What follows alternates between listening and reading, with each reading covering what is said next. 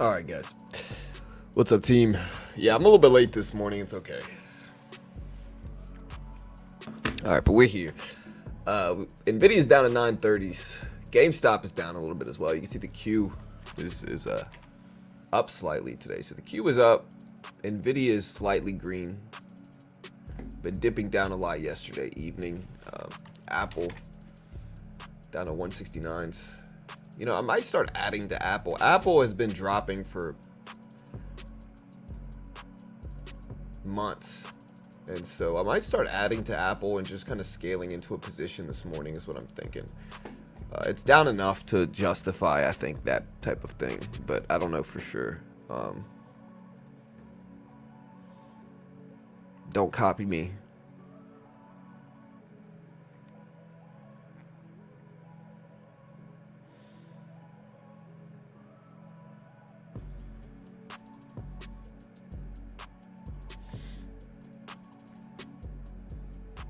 What's up, Pyro, Beach Bum, Israel, Pawn, Kevin, Mark, Joseph, Meat. What's up, chat?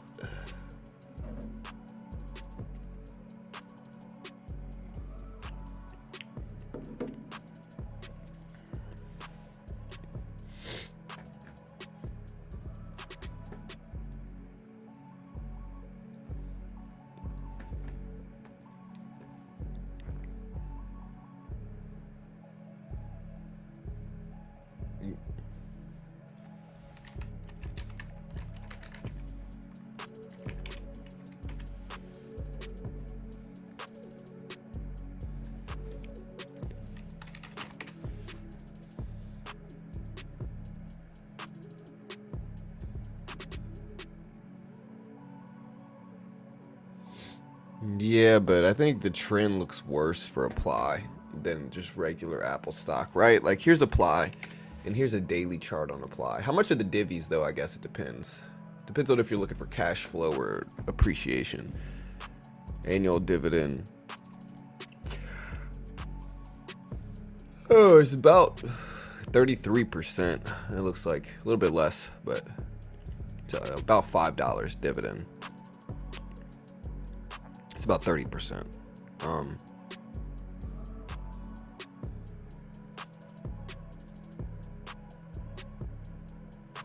But if Apple's moving up, I'm assuming. Well, let me see. Let me see. So why does it look different than Apple? I guess from the divvy payments, you know. But this has been moving down since last July.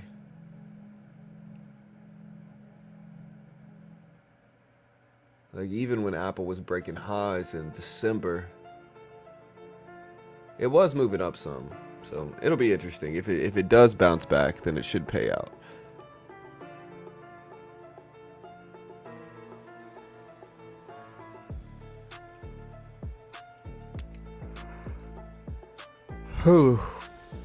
Doesn't look like a bad idea, though.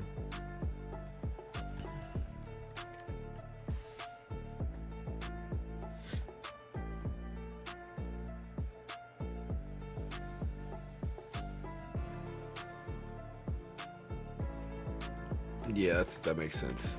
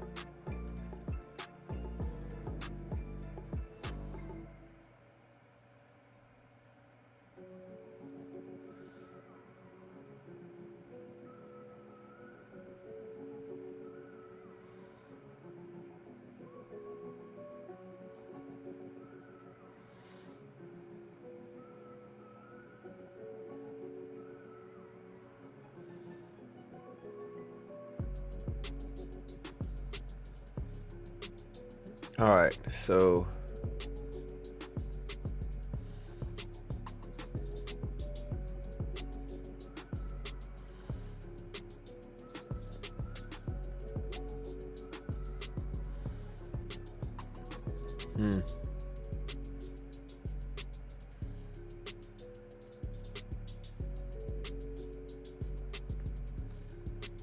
sorry, I'm tracking something here. I don't know.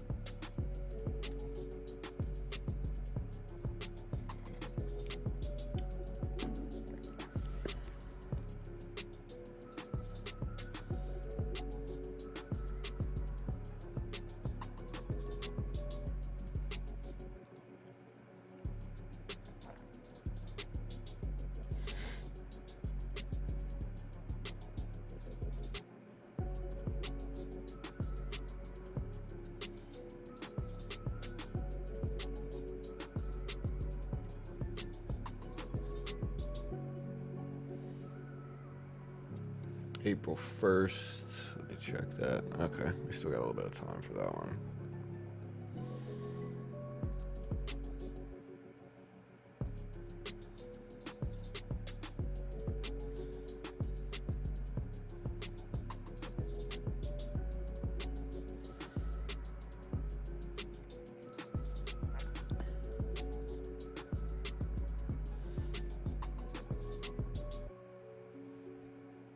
So sorry, I'm checking out the Apex system.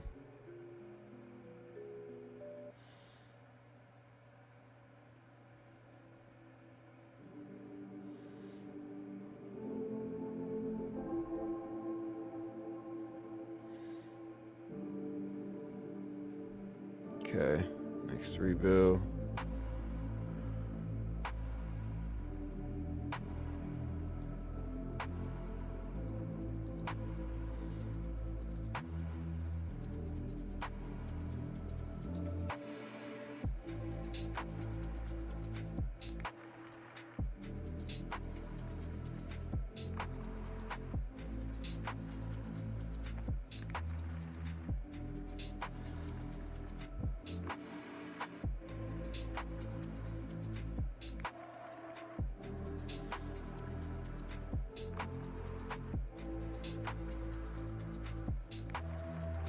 Yeah, sorry, I'm working on. Let's see. Apple up to 170s. I think I will buy a little bit of Apple. I don't think I'm gonna do the yield max, but I gotta wait a couple minutes, anyways. Yeah, what's up, Snow Pawn, Adrian, Obsessed. My 30 Bitcoin about to break out today. Where's Bitcoin at? Yeah, I don't think I'm gonna do the Apple yield max. I think I'm just gonna do the regular Apple. Bitcoin's still pretty close to highs. Bitcoin at over 70K. What's up, Sam? How often do they pay divvies? Monthly? Beach? I guess is the question. I'm not familiar with trading those. What's up, David, Blaze, Fernando, Kevin, Smoke, Beach Bum, Amin, Kra, Pyro, Meat, Israel, Mark, Joseph.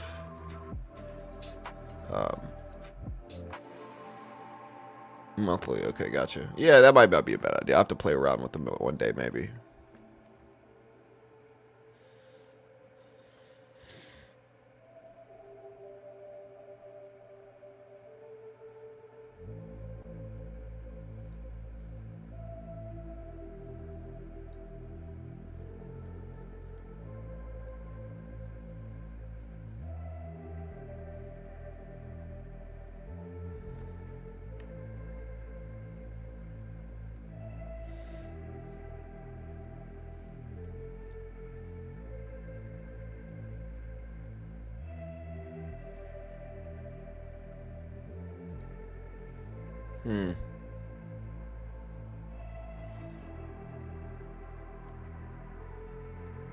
PA rhythmic account. So I'm having to go back and check.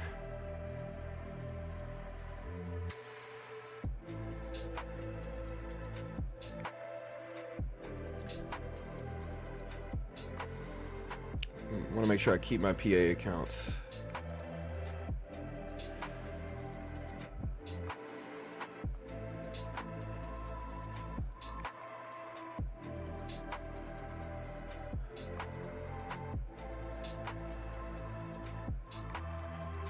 Cancel that one.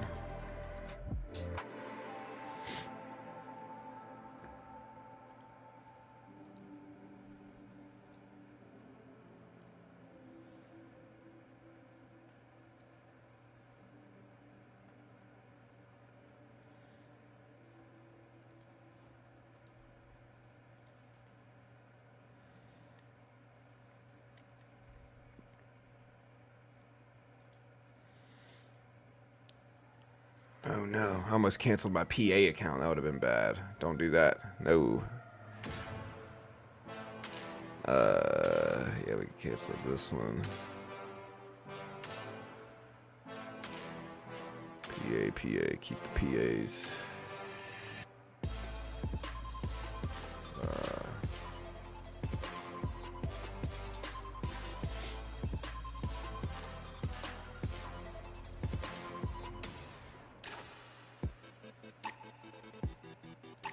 All right, so chat. So again, SPY's up today. SPY's at 520s. You know, it's a little bit misleading though. The SPY dipped pretty big. Wait. No, I want to keep some of these April 27th ones. Keep those. Keep that. Keep that. Keep that. Keep that. Keep that. No, that's our PA account.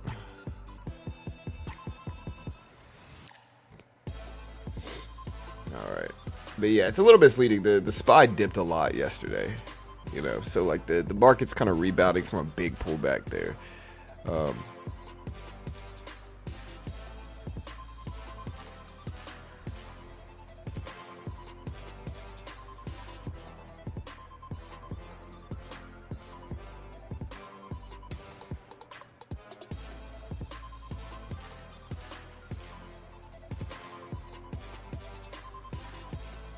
All right, there we go. We should be better now. Okay.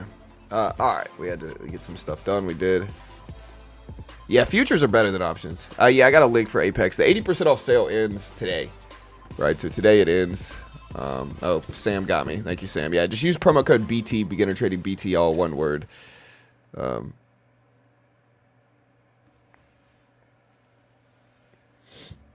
the 1 day pass ends today, meaning you get funded in 1 day if you hit the profit target. All right.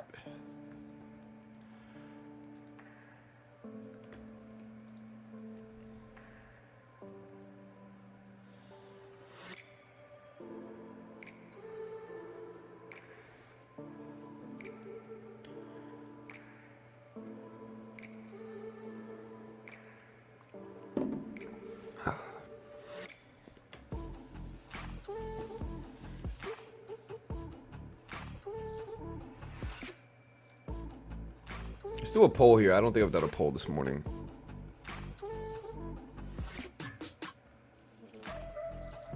The poll will be GameStop is also down.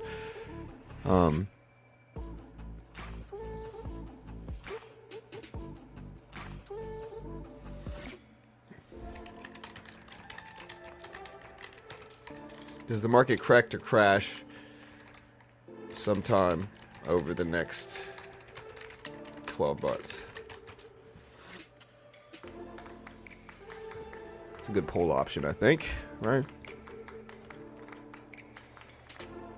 No, the discount's fully on all the monthly payments, Dan.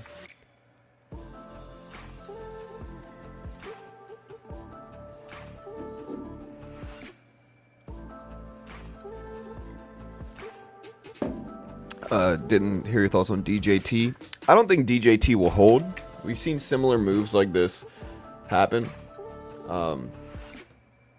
I think it's highly volatile, high risk, high reward, but I doubt it's going to hold the gains. But maybe it does. I really don't know. I really don't know. You know, there's too many. It's too risky for me personally to target. You know, but I hope you make money on it. I really do.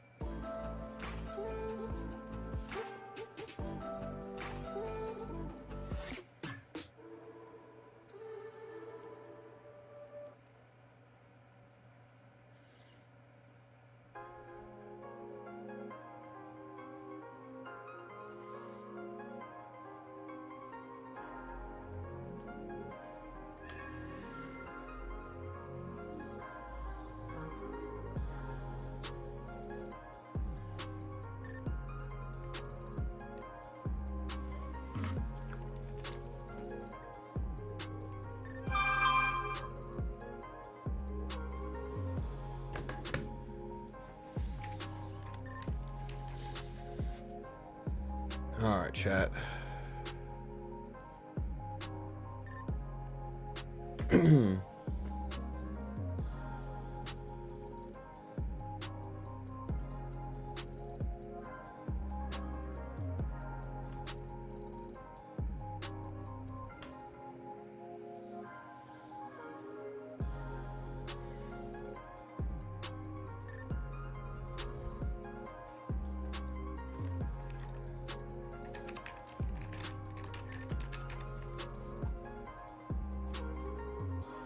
Crap.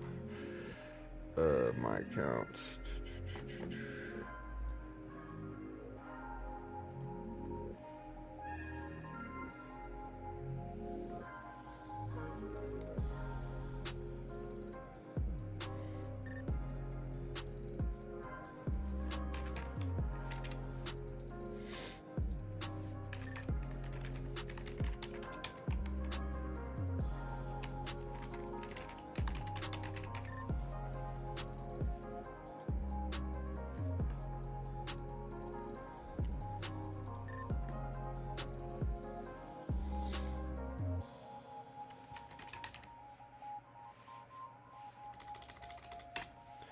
All right.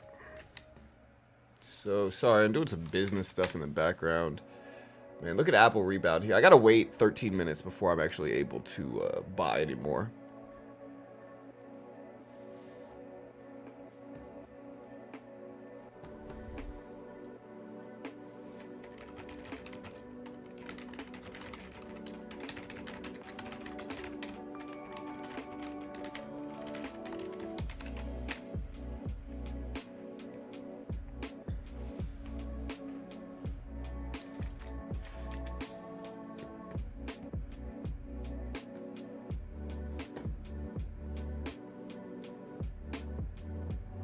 What's your rule of thumb of exiting a position on a day trade? 0.10, 5%, or resistance? It mostly has to do with, I use a 1-to-1 ratio, risk reward. Is typically what I do. So I'm usually targeting like a 1-to-1 ratio. Now, that varies, but I'm also using major support or resistance to guide me there. So it's like I'm not looking purely at like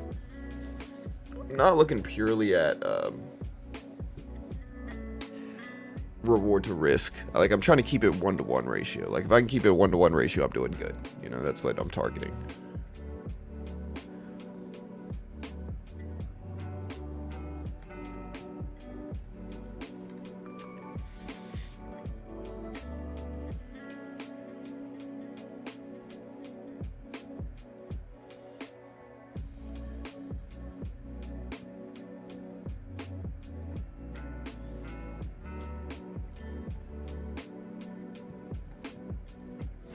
looking at our poll numbers, 64% say yes, we do hit a market crash or correction sometime over the next 12 months.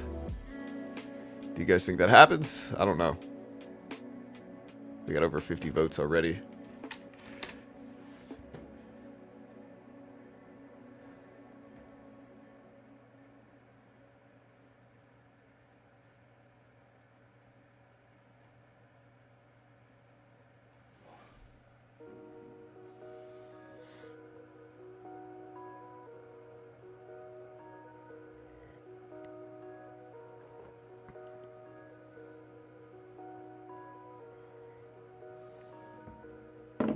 After the Baltimore bridge thing, I'm going to be scared to go over bridges now, man.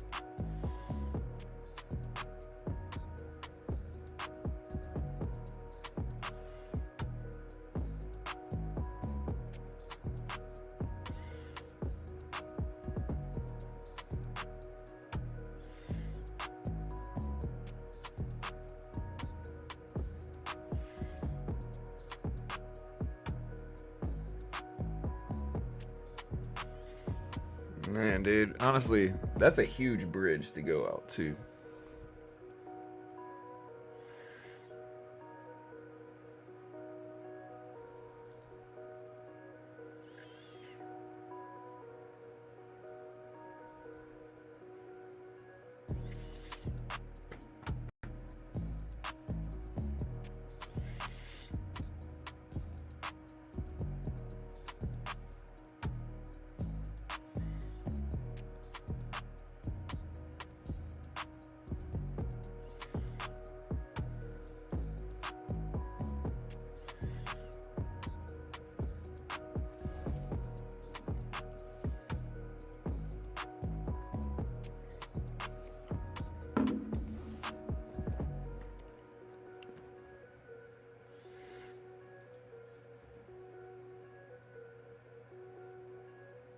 Why are you up at night in such a quiet market?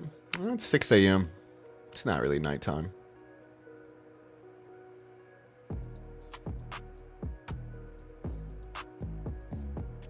Yeah, I hate bridges. So going to Louisiana, we have a bridge called the Lake Charles Bridge.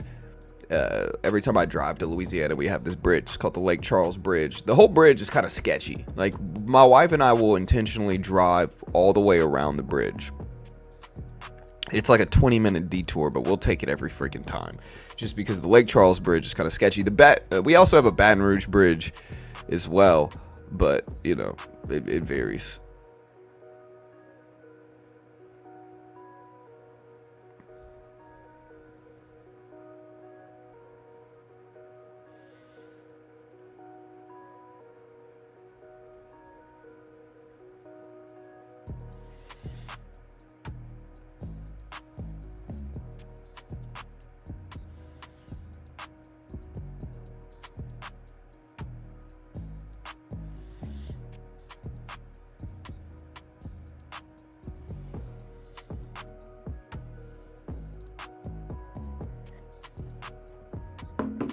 All right.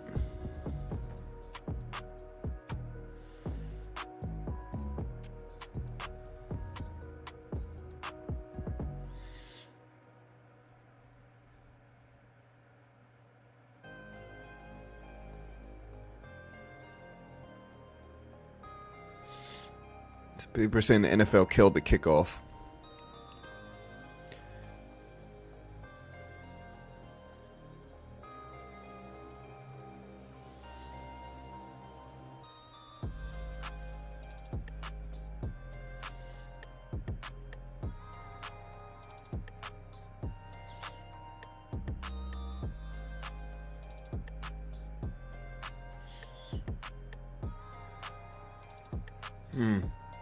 Yeah, so I'm seeing the address, man. The bridge thing is sad, dude.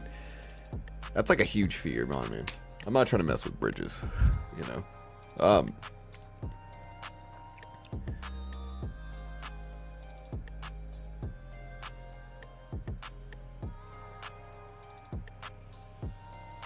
Right, for sure. I think it went down pretty easily. I mean, I know it was a huge boat, but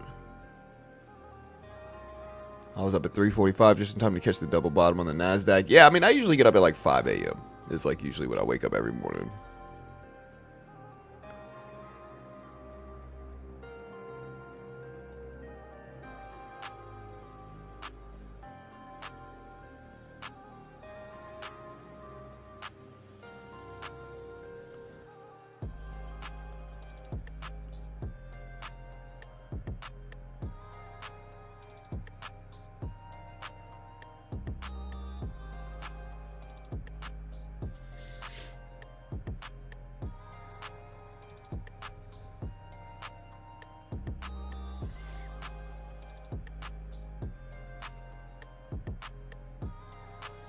Bro, Home Depot sells these tiny homes for like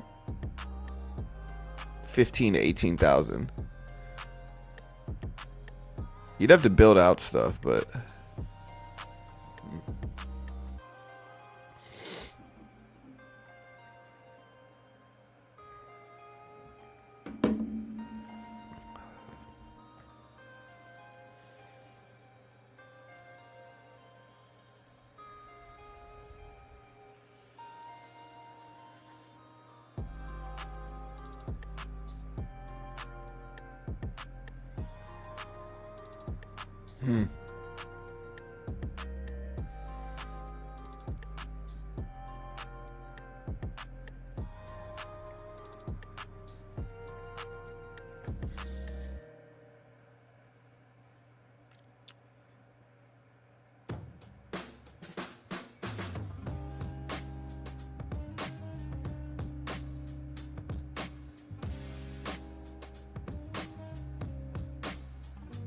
they drop anchors. Yeah, I don't know anything about bridges or anything like that. I'm just scared of bridges. Half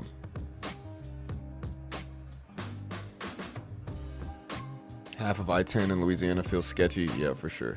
I don't like Louisiana bridges. Fed report Friday may scare the market. Yeah, I mean, it's Powell. Powell speaks on Friday. Right. So Powell speaks on Friday. You know, he's doing an interview, just to give you some breakdowns.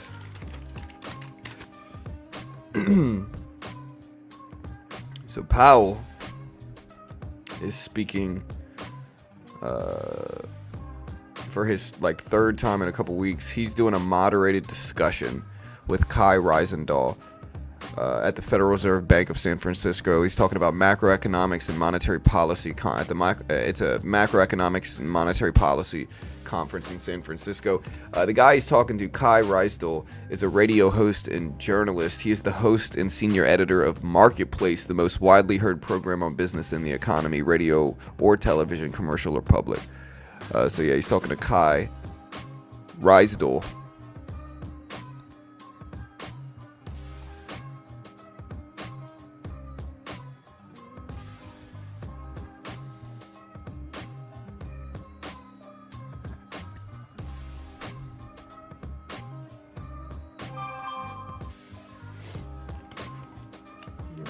Is texting me now.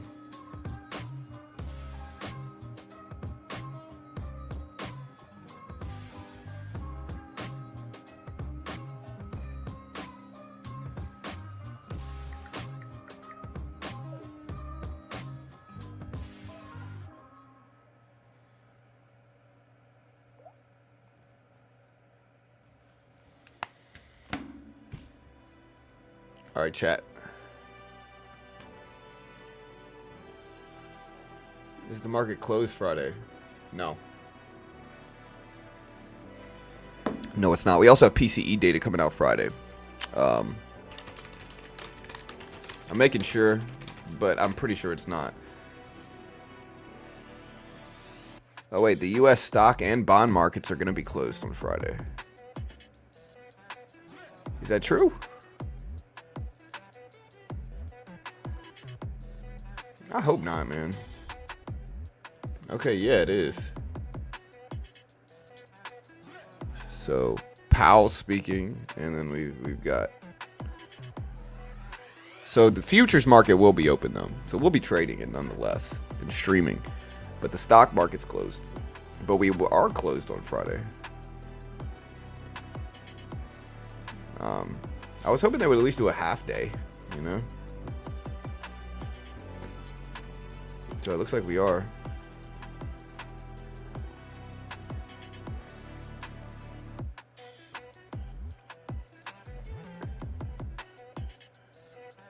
Oh wait, the bond market. The next holiday on the New York Stock Exchange and NASDAQ calendars is Good Friday. The bond market will close early on Monday, Thursday, March 28th. I thought that was open on Good Friday, but we're going to stream nonetheless because, again, number one, futures are open. Number two, we got Jerome Powell. Number three, we got PCE data all dropping the same day. So it's a pretty big day.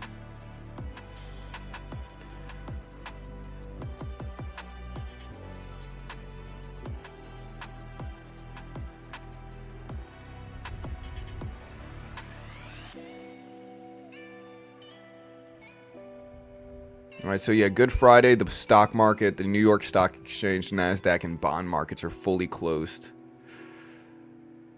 So, yeah. Weird. Do we have CCL earnings?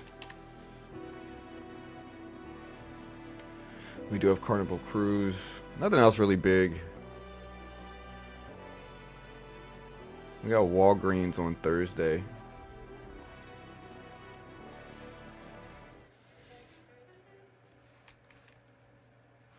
That's all right, you know.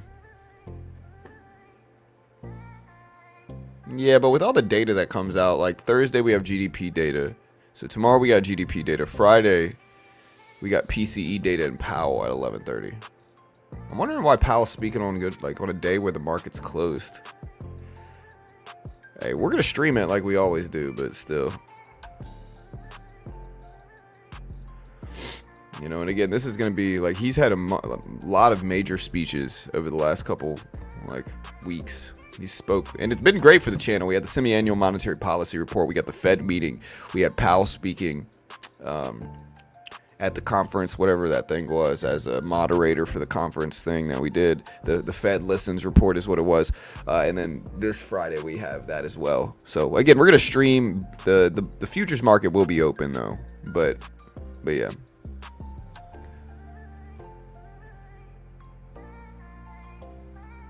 Yeah, I mean, futures are going to be open, Shah, so gold.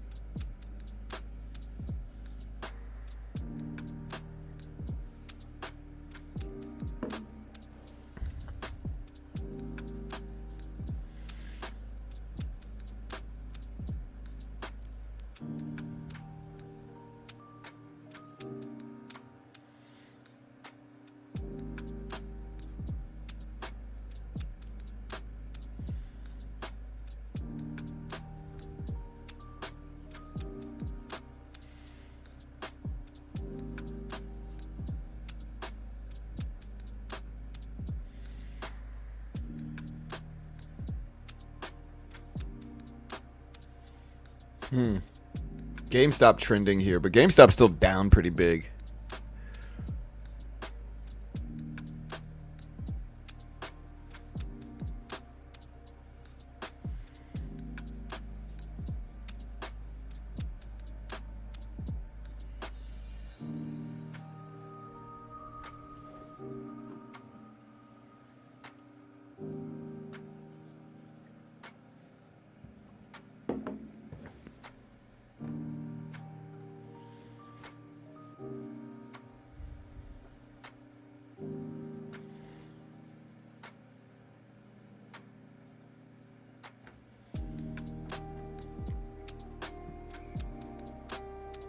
For Apex trading, do I have to watch a video before you start trading? I think it's wise to watch the tutorial video they have. Do you think GameStop will disappear? I don't know. I think I like GameStop. I'm in GameStop, but I also think that I need to hear a good argument about the future business model that they're going to have, right? Like I need to hear a good argument for their business model moving forward, right? Like physical video games are going out. They're going away. And again, this is just an objective truth, right? Like people could try to argue against this. I know it's not what they want to hear, but again, man, freaking physical video games are going away. They just simply are. This is a very very self-evident thing. This is so obvious. Like technology is getting to a point where nobody is going to use physical copies of video games. I haven't bought a physical copy of a video game in like 8 years. And so my son has never bought a physical copy of a video game really in like 5-6 years now. So again, I think I think it needs to pivot its business model in some way if it wants to ever be a big, high-performing company again. And again, just saying this makes people emotional because they're so desperate for it to go up. But like, don't get mad at the messenger here. I'm being honest. That's the truth. We'll see. But yeah.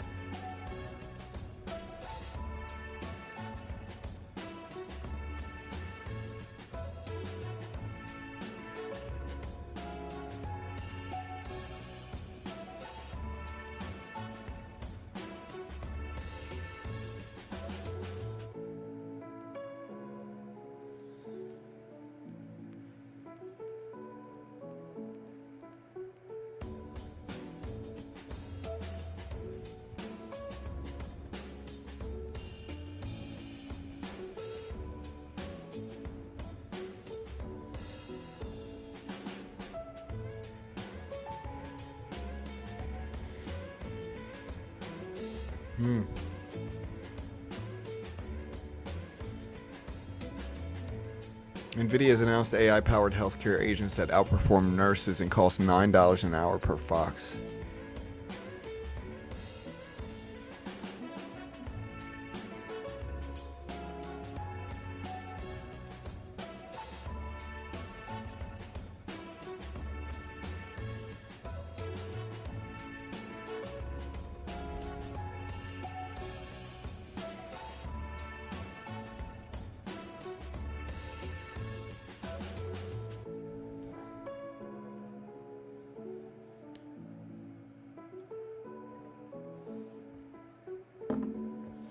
All right, chat.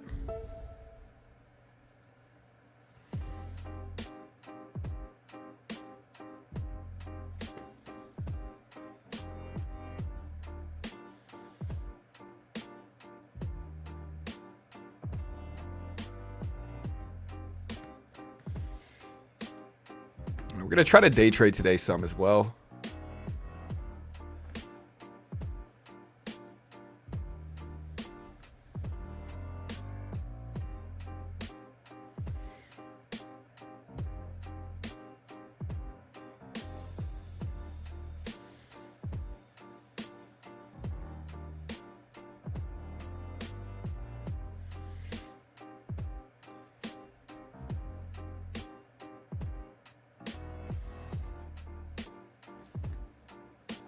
GameStop AMC going the same way as Blockbuster.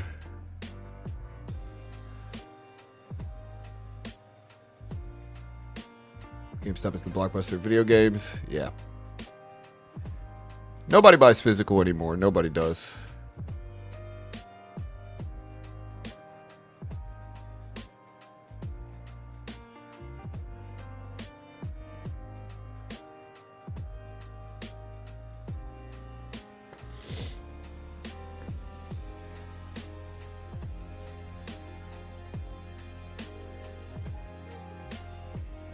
Oh, man. I'm finally feeling better, dude. Finally feeling better.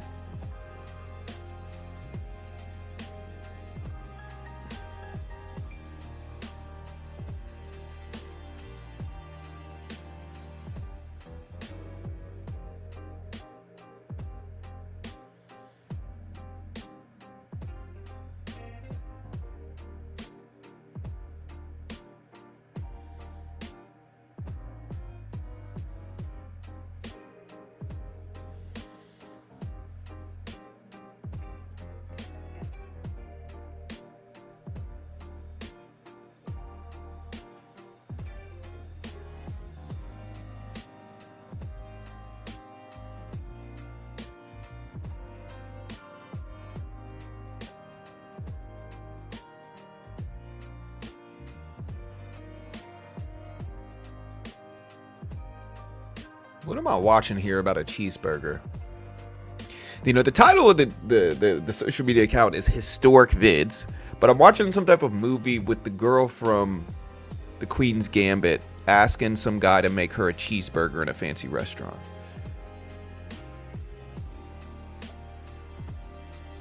And she's also like all beat up. I don't get it.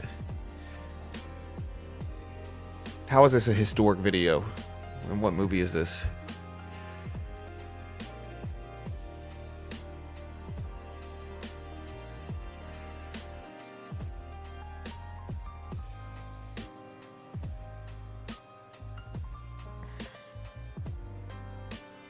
Oh, it's The Menu. It's a horror comedy.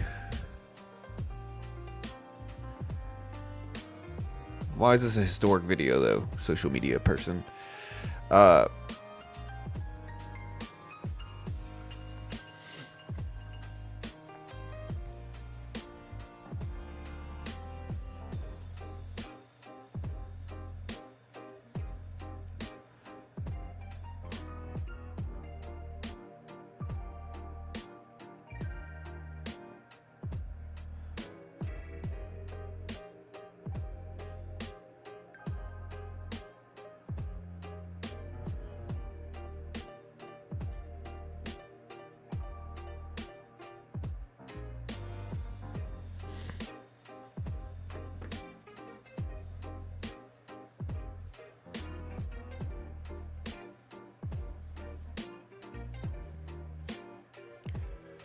German index DAX.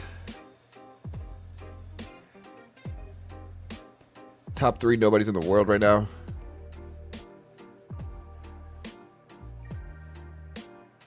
Yeah, again, I don't really want to talk about the DJT stock. It's too political. I mean, I can talk about it. I don't think it's going to hold. Most of the time, stocks like this don't hold, but there's always a chance that it runs and it does crazy things. Outside of that, I don't know anything about it. You know, definitely don't want to talk about politics regarding it, you know. I'm neutral, as always. This guy Brian says, my condo association is charging $36,000 per unit for a special assessment. This is why I'll never buy an HOA again. I will never buy with an HOA. You know, never buy an HOA. You know, again, like the problem is that human nature, like it's like the Stanford prison experiments. If anybody's ever seen the you know, documentaries, or there's a movie about the Stanford prison experiments, basically the overarching point of these movies is that humans are corruptible and humans are cruel, mean-spirited when they're given too much power. Right? Like this is just an objective truth. Humans are mean-spirited when they're given too much power. And so regarding HOAs, if you give an older person who is bitter about getting old, who doesn't have much of a life outside of their little dog, it's almost always a little dog, outside of their little dog, and they're just kind of sitting at home all day with nothing to do, staring at your house, staring at your property, and you give them some power in an HOA, oh, bro, they're going to run rampant. They're going to cause so many problems for you just because they're just bored out of their mind and they don't have anything else to do and they're just mean-spirited and cruel, right? I'll never go to an HOA. Absolutely not. I would rather take a huge cut in the quality of home than go to an HOA. I just refuse to do it. Even here, when we moved into my house, right, like my dogs, with their dogs, right, we got 2 German Shepherds. They're surveying the property. They're watching the property. They're making sure. Nvidia dipping down to 930s. They're making sure that nobody's about to break into our house. And so, yes, they bark sometimes. Most of the time, our dogs are only responding like our neighbor has little dogs, right? And so most of the time, our dogs are just responding to them. They're little dogs running right up to the fence and like challenging our dogs. And our dogs are just kind of like, what? Dude, we'll eat you. And so, yeah. But again, it's mostly the neighbors. Either way, though, our dogs might be outside for a couple hours every day. They're not outside very much. They're mostly inside dogs. And if they're barking super loud, then we'll bring them in. But even if we bring them in when they bark, it's conditioning them to bark to come inside, right? So we try not to do it that much because we have to train them not to bark. And the only way to train them not to bark is to kind of dilute it and make it so that they don't get anything if they bark, right? But when we first moved in here, the people we bought the house from told us that the guy that lived behind us was kind of a Karen, for lack of a better word. Like, just kind of a Karen, They said he was an ex-law enforcement guy. He's just kind of a Karen, didn't have much going on. Stayed home all day with his little dog. And that was true. We exchanged numbers with him one day. And, like, bro, anytime our dog would bark for 10 seconds, this man would text us saying, hey, guys, your dogs are barking. Like, after he did it about 3 times, I kind of got pissed and sent him a message and said, hey, deal with it. Like, figure it out. Like, your dogs are barking at us. There's no noise. Because we don't have an HOA, there's no noise ordinances here. And so, tough-ish, bro. Like, you're going to have to get over it now. And yeah. Again, if he starts complaining, I'm going to put my dogs outside longer. Because, again, dogs are going to bark. It's an inevitable thing. I'm not saying we're leaving them outside barking forever. But, like, if we put our dogs outside and your dog comes up to it and barks at them and they respond and then you complain about it, The other thing is, like, if he's complaining at the people we bought this house from, he's the common denominator here. Like, he's the one that is, again, we kind of got onto him a little bit, never heard from him again. We haven't heard from him once. And we're good neighbors. Like, the people that live next door, we have their number, and if they're ever like, yo, we got people coming over to our house this evening, if you could bring your dogs inside, that'd be great. We're like, sure, no problem. We bring the dogs in, everything's good. We get along with all the other neighbors, but, sometimes people just don't have much going on in their life, man. Yeah.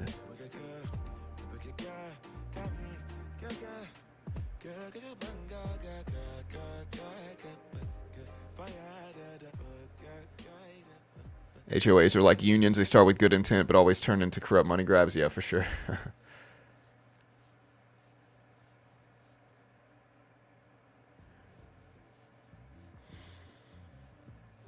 Yeah.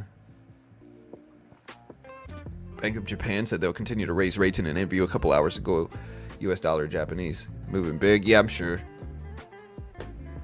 Japan's not the biggest economy, though, to influence everything else, I guess is the point. Like, we watch them a little bit, and they've gotten a lot of more news lately, but still.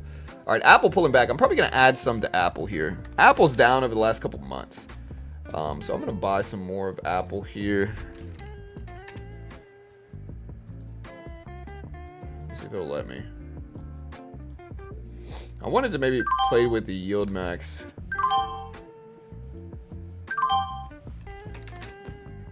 Alright, so yeah, we've established a position on Apple now. SPY is up today, so the SPY's up to 521s. We are going to get ready to start trading here as well. It is a little early, chat. It's only 7:20 in the morning. So the U.S. Gov indicts crypto exchange KuCoin and 2 of its founders on criminal charges, citing a multi-billion-dollar criminal conspiracy. ...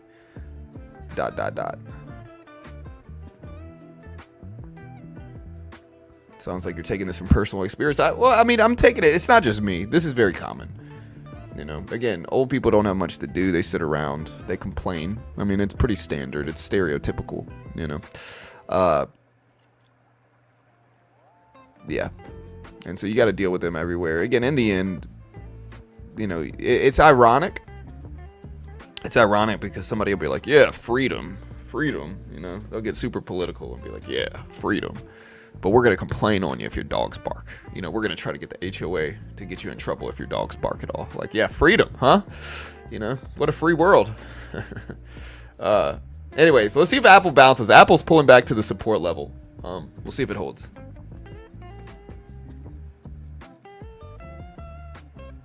Yeah, Nvidia dipping down. It's at 930s. GameStop down to 1280s here. We're still in GameStop a little bit. Apple, again, it's trying. We got Microsoft down to 422s. Meta down to 497s. Meta's actually having a fairly large pullback. If you look at this dip, we came all the way back down to 495s. Meta's had a crazy good year, though. I mean, here's a daily chart. They've gone up from 190s all the way to 490s, almost 5s.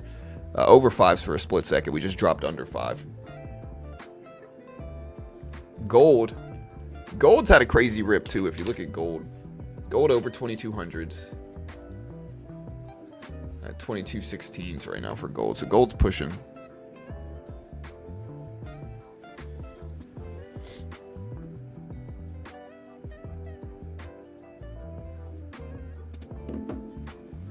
What's your best guess? Rebound today, sideways, further drop? I have no idea what we're gonna do today. No idea. I think really, I think we've been pretty flat. So I think Nvidia and the likes of it have been pretty flat for the last, you know, here's a 20-day chart. So we've been flat since the 8th. So essentially all March we've been sideways. We haven't really gone much. Now we're starting to move towards the top of the range, but we did dip a little bit. So like here's the monthly range for Nvidia. You know, so like that's where we are now. So again, I don't know. We could make another test up here one of these days. Just depends. Or you know, we could just kind of continue to go back down in the same range and form that sideways channel that we've been in. You know, I really don't know. I think either one of them is possible. It's impossible to tell which one is going to happen. And yeah, we're just guessing here.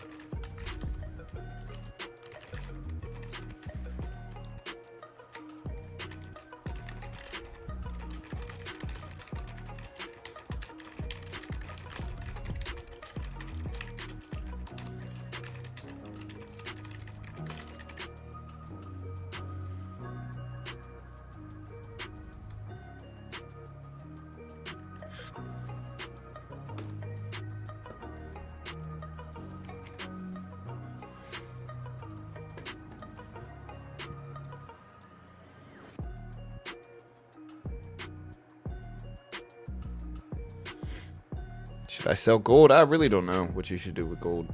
We did a poll here. We asked people, does the market correct or crash sometime over the next 12 months? 72% say yes out of hundreds. 28% say no. Yeah, I don't know. I really don't know there. I hope not. You know, I'm not one of those people that wants a market crash.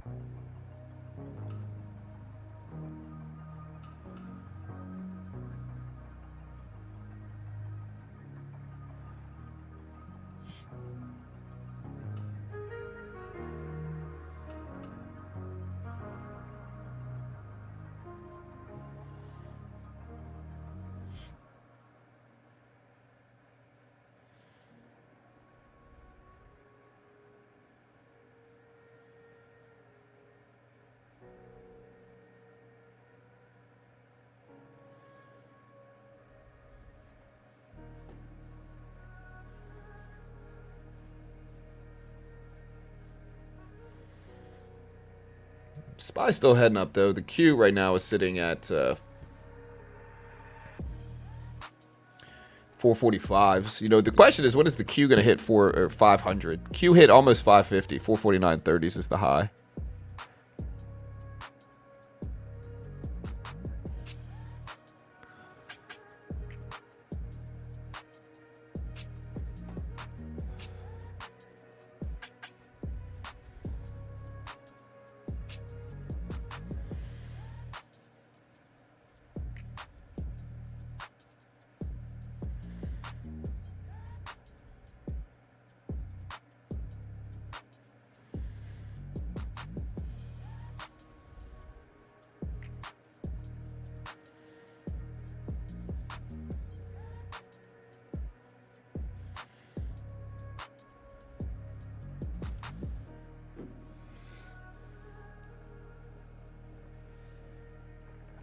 Oh, man.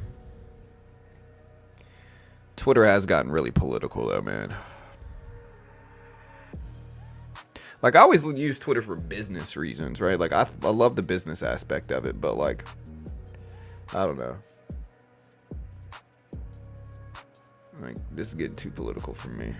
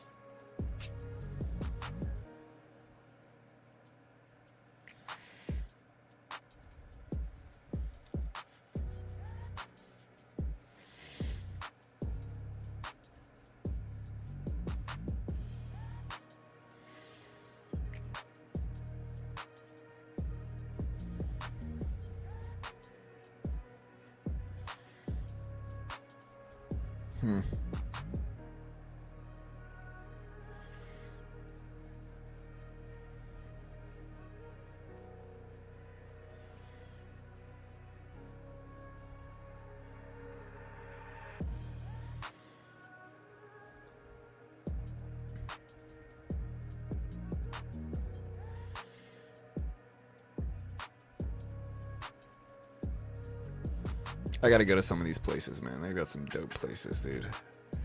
All right, so again, we bought a little bit of Apple. Apple's still at 170s. I want to see if we bounce at the that support level. We're sitting right around it now. Gold's still trying to push up. Nvidia dipping down some here, but it is up today. So yeah, Nvidia had this big dip yesterday right before the close. It's up to 932s.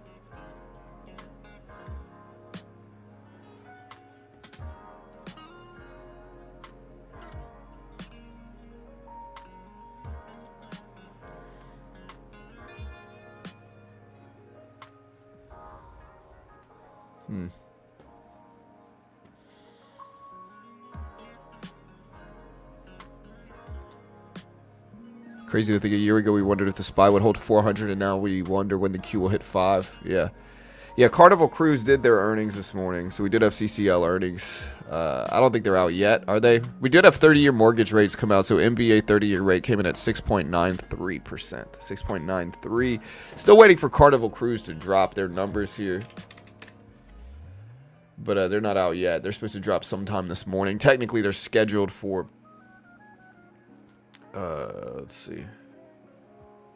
Technically, they're scheduled for 9:15 Eastern. So Carnival's not going to drop until, like, the open. It looks like. So they're not going to drop until the opening bell. Right around the opening bell. Cannabis is going to be moving. Germany is legalizing April 1st. Yeah, I mean, again, I don't know how much it's going to move, though. We'll see. Yeah, it was cold last night.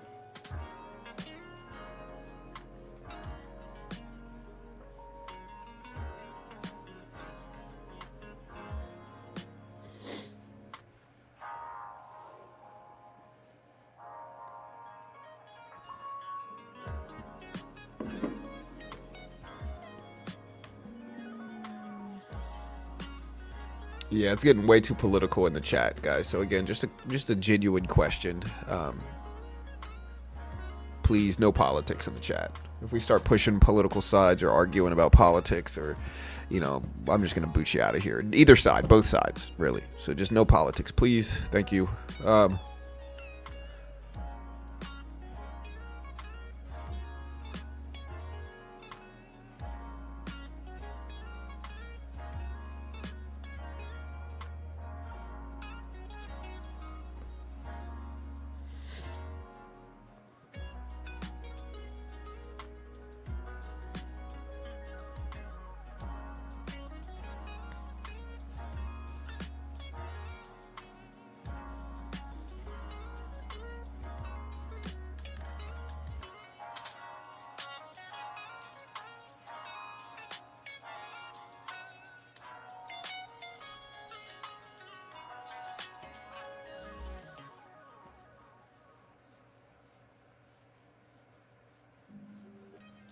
So Tim Sykes had his lip swollen.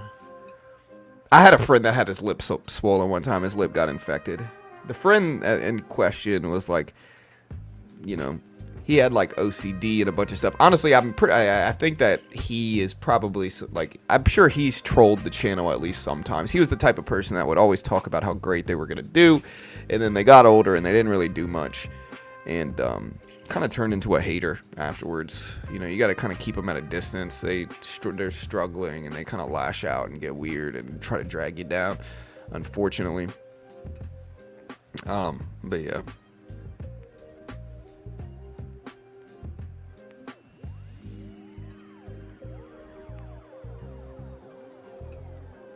But his lip got all swollen one time, I remember. It was right before graduation too. Like right before he graduated. I think he had to miss his graduation because of it. Or he might have gone his high school graduation, but I think it was a staph infection. So, I mean, that might be what's happened to Tim Sykes. It might be a staph infection.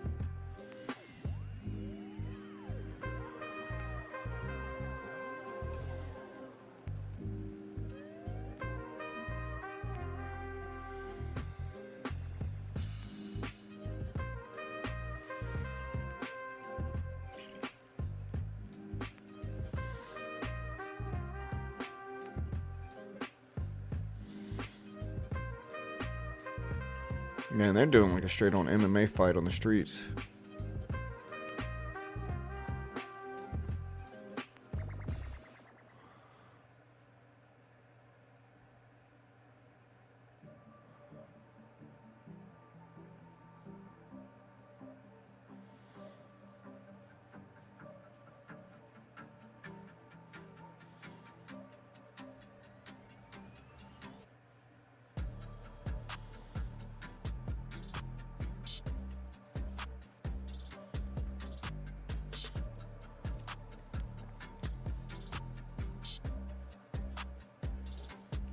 I was in a marching band and a bee was on a pop I was drinking. Oh man, you are from up north, bro. Pawn, you use the word pop, dude. You're a, you know. Again, my wife's family's from Michigan, right? Here in Louisiana, we just say Coke for everything. It's universally Coke or a soda is what we say. Like, give me a soda or give me a Coke or something. It's all universally a Coke, right? Up north, they'll say pop. We don't say pop though, you know.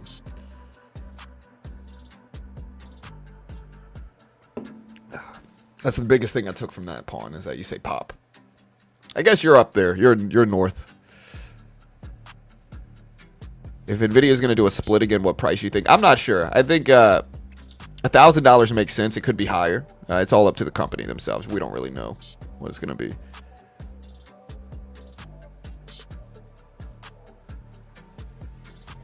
I don't think it's going to affect it much, Kenyon. Maybe.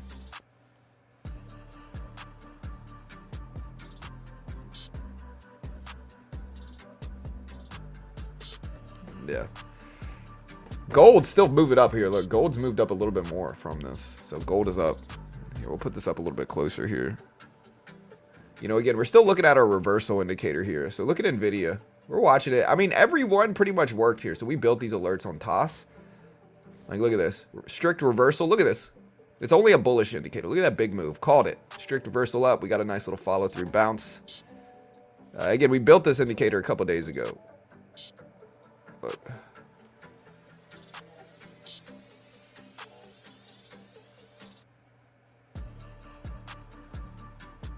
we got this one here. Look at it call the bottom though, man. Honestly, it's pretty good. Like, I think on a 1 minute chart, it's pretty useful. Like, look at that. On a 1 minute chart, it does very well at predicting bottoms, I think. So again, I haven't seen any of them that really didn't work so far. Let's test it though. Let's keep going here. See if we can find another one. Yeah, look, strict reversal. Got a bounce, so not bad. Doing pretty good at predicting these bottoms here for this indicator I built. Look, again, reversal, boom. Sometimes you get faked out, I think. You know, strict reversal. Got a little bit of a dip afterwards, but it did get a nice little follow through. I don't see any of these that, you know, you couldn't say were a success. I mean, some of them were borderline for sure, but this one didn't work. Well, I guess I put it out there. Look at that one though. Literally legit called the bottom. Follow through bounce. I'm gonna have to use this. On individual stocks, like, as long as the stock has good liquidity is what it is, right? Like, look, reversal. Literally called the bottom. Follow through bounce. On a scalping basis, I think this might actually work. I'll have to keep trying it and playing with it, but only on individual stocks. I'll have to test other stuff with it. I think, let's keep looking.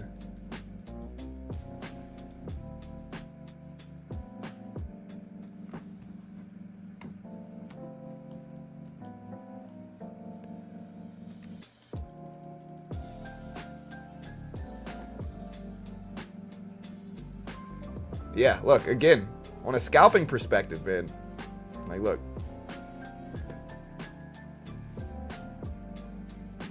Follow through. I've only seen maybe one that didn't work.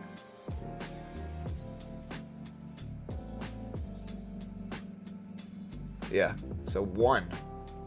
Not bad, man. I'm gonna have to keep playing with this. Look at this one. Even this the one in pre-market. I think if the liquidity is good enough, even if the SPY, right? Like, let's put up the SPY. Here's a SPY on a 5-minute chart using the same indicator. Let me check a 1 minute on the SPY. So here's the SPY, because this would tell me if it works on the E-mini as well. So that one didn't work. That one worked.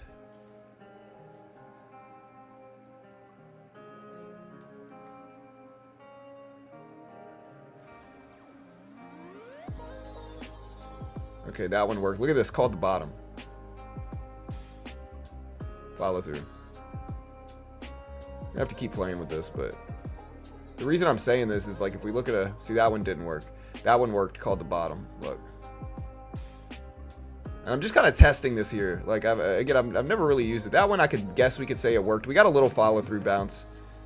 You can see how much the market's moving like Nvidia though. That one is up in the air, ambiguous. That one maybe didn't work. I think on the SPY, it's less accurate here for sure. Let's look at a 5-minute chart there. This is why I brought it up. Like, look at this. We got the reversal signal and then a nice follow through bounce too. Now the question is, did it dip too much prior to it? But a 5-minute chart will be easier to test here.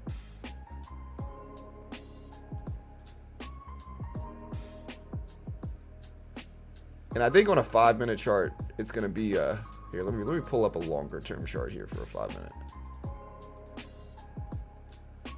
Yeah. All right. So here's a long term chart. We're gonna look back at all the history of this. I'm gonna make it small so we can really test it.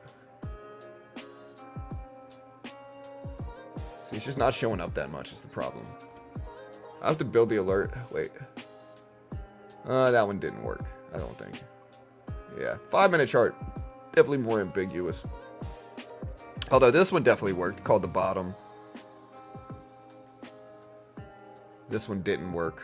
So we'll have to test the time frame. I think it really just depends on if anything's working at any one point in time. This one worked here too, look. Look and see, I want to test it where if you get a double, I'm going to have to put this, I'm going to try to adjust this script.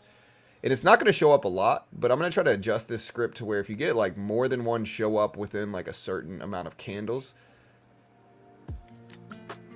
to give a different alert, like a much more accurate one.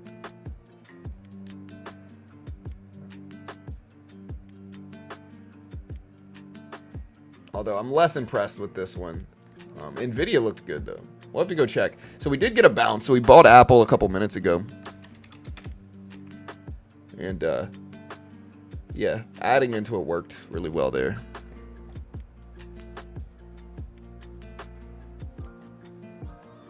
Well done. Giga chat indicator, Dixie parabolic.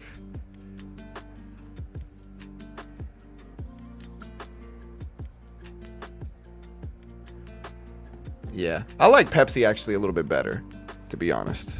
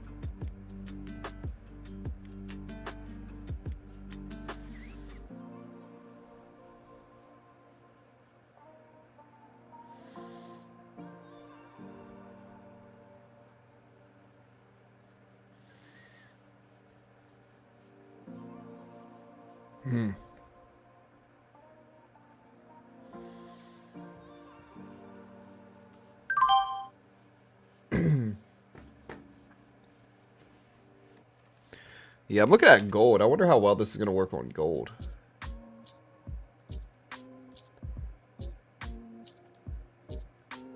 Yeah, what time frame? Let's see.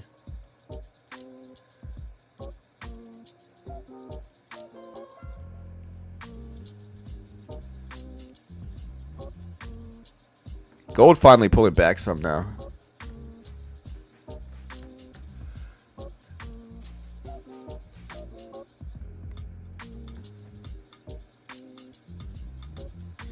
Look at gold dip. Is it time to buy the dip or? Yeah, we might buy the futures contract dip. Let's try it. So what's the gold symbol, chat? It's like GM.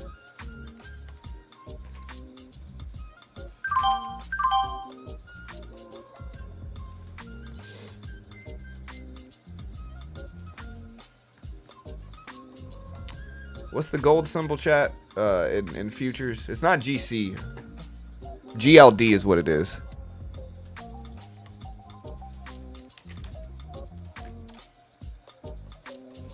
Or no, maybe it's G. The regular GCM4 symbol doesn't work very well at all.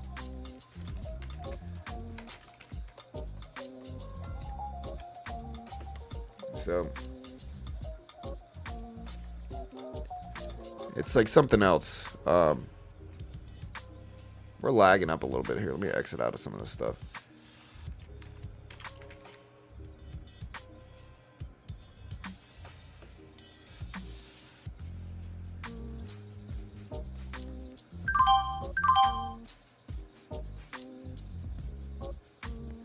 So it says we're connected to Rhythmic here.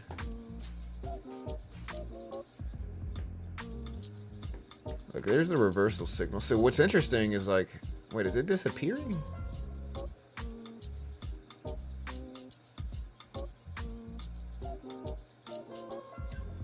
This is the first time I've seen one show up live on gold. So you saw it, it showed up and then it disappeared.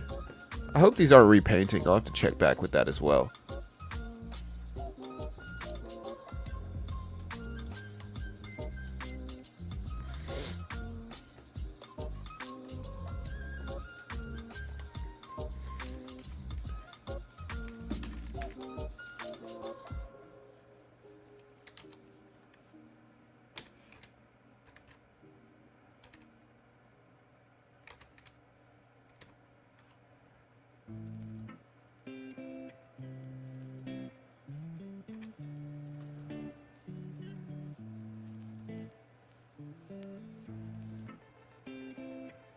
Yeah, I don't know if I'm lagging here or what, though.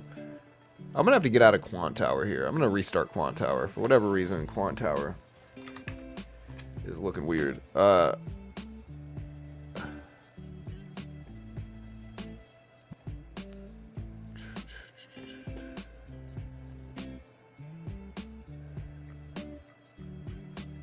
So this is actually for... Okay, so...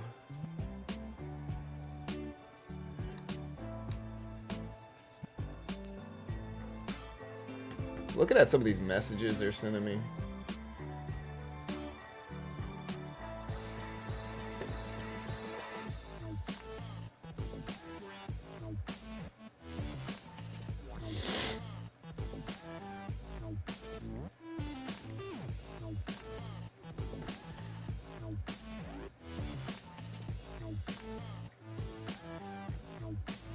Yeah, it's a different symbol though, chat, for gold. It is, so like I've used it before. It's a different symbol. Alright, so we're Rhythmic connected. Let's see.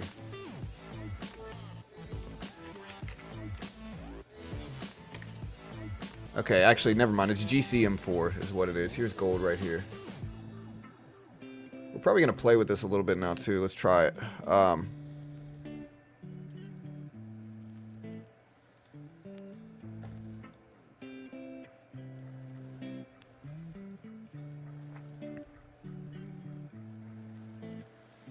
Should we play with micros or regular?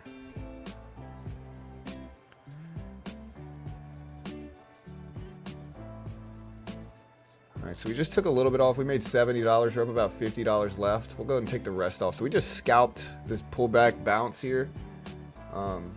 Made about $110 on gold. Gold moves very quickly. I'll probably have to trade micros, but you can see we did just scalp this move real quick. So we did just scalp this move. I don't know what we want to do on the rest. And remember, chat, before we get started trading today, remember, I am terrible at this stuff, have no idea what I'm talking about, may be wildly wrong about anything. This content is entertainment only. My experiences, wins or losses may not be conducted in real time or on stream. Do not copy me. I have no idea what I'm talking about. Understand CFTC Rule 4.41. Hypothetical simulated performance results have certain limitations and may vary. Understand all this stuff, guys. Don't copy me. With that said, though, gold had a nice bounce.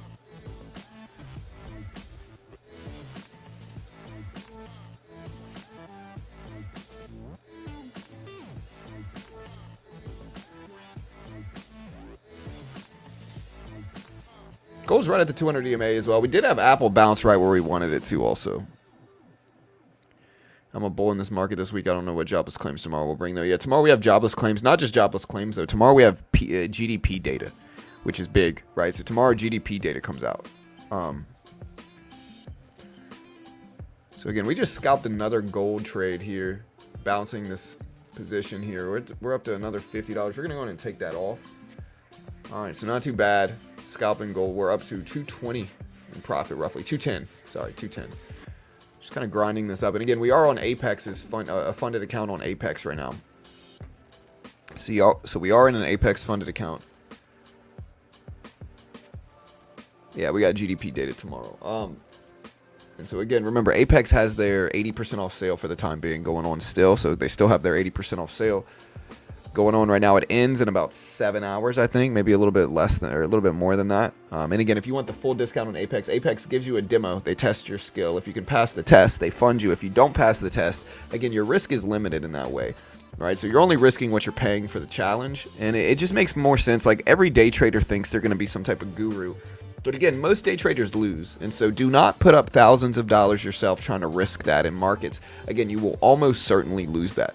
Right? Like, that's just the reality of it. You will almost certainly lose your first account day trading. And so for your first account, maybe your first few accounts, until you show consistent profits and learn how to trade, you know, under pressure, which is what these funded account programs teach you, do not risk thousands of dollars. Instead, try an Apex account. If you lose, it's not the end of the world. Again, I still think most traders are going to lose day trading regardless of where they go, right? But if you lose on Apex, you're only out the monthly fee, which the base when they give you a 25K demo, the monthly fee is like 35 bucks. If you lose, you're only out 35 bucks. But if you're good enough to pass that one, and again, on that one, you got to make $1,500 in profit without losing $1,500 first and while following their rules. If you do that, they fund you 25K with a 90% split. So once you're funded, you're keeping most of your money anyway. Your risk is just much more limited than risking thousands of dollars. And so again, if you want to check them out, promo code BT will get you the max discount at all times. BT, beginner trading. BT, check it out. You can also use triple B as one. But yeah, tomorrow we have GDP data coming out.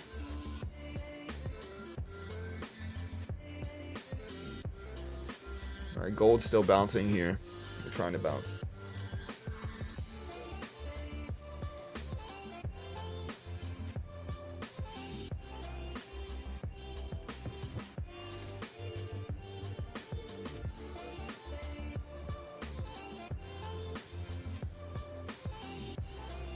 Gold flushing now, chat. Looking really weak.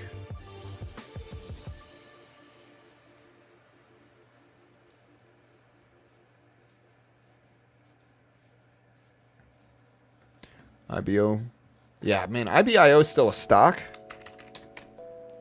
It is, man. It's still a penny stock. Still been hanging around this level for years. Apple did bounce right back up, though. So Apple is right back up there.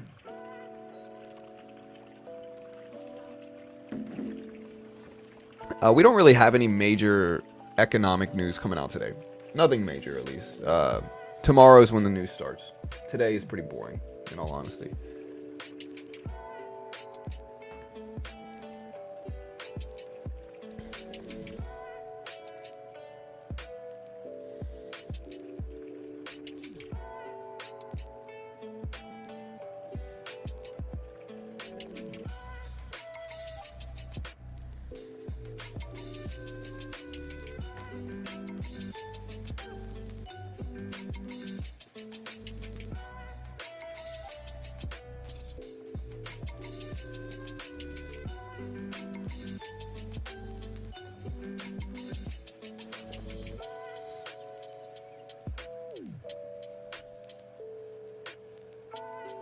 All right, IBIO is still testing those highs. We'll see if gold continues to bounce or wants to bounce here.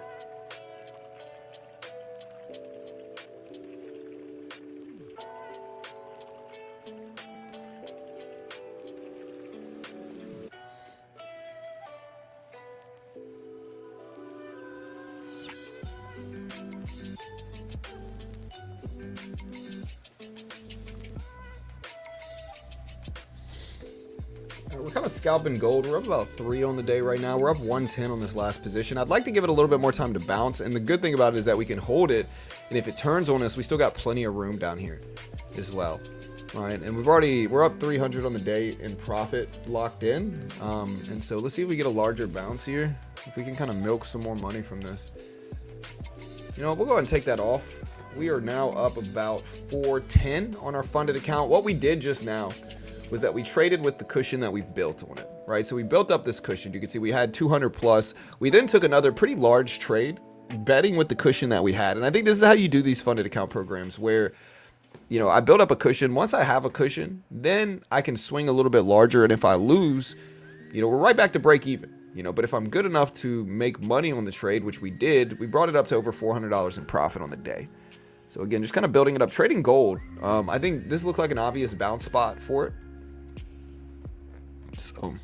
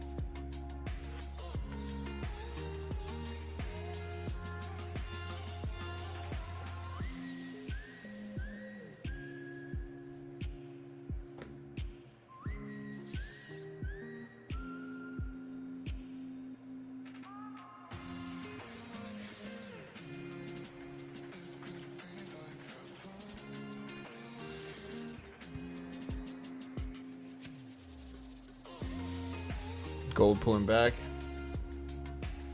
Yeah, Chart Prime is dope, man. It's really nice. I love Chart Prime. Really useful. Happy Wednesday. Just want to take us a minute to thank you for all your positivity and helpful streams. I truly appreciate what you do. I wanted to let you know how much you appreciate it. Hey, thanks, man. I appreciate you guys. Thank you. Appreciate the love, chat.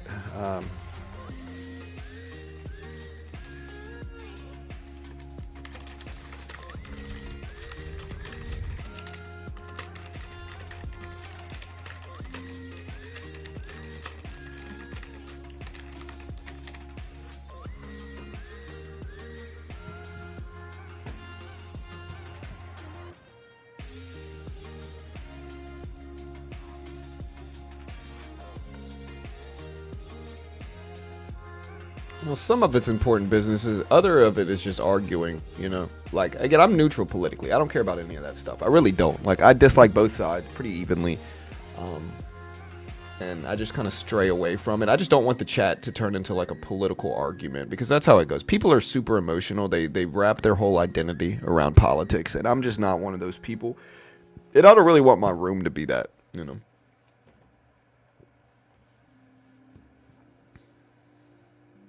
Yeah, I don't think it's going to affect markets like that.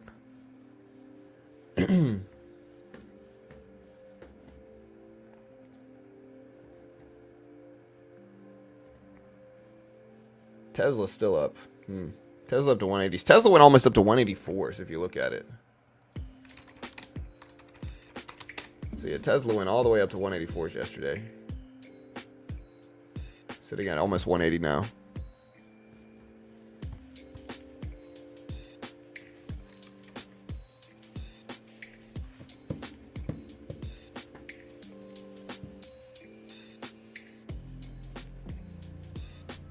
SPY now under the VWAP here. So look at the SPY pulled back some.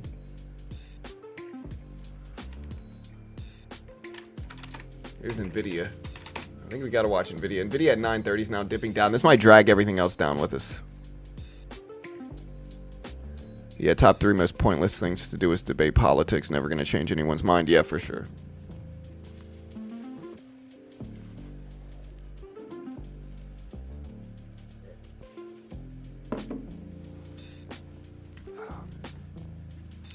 $140K job effect is nothing. I mean, it's not nothing, but stock market wise, it's probably not going to be too much of an influence over things. You know, like you, again, yes, it was a terrible thing that happened, but at this point in time, like if you watch the news, we get big stuff happening regularly. So I don't think it's going to have a huge influence over maybe obscure stocks that are related to the bridge. Certainly, maybe we're going to have some influence there, but again, I just don't think it's going to be anything crazy. Maybe not. I don't know. Maybe I'm wrong. I could certainly be wrong. Maybe there are some niche stocks that do well.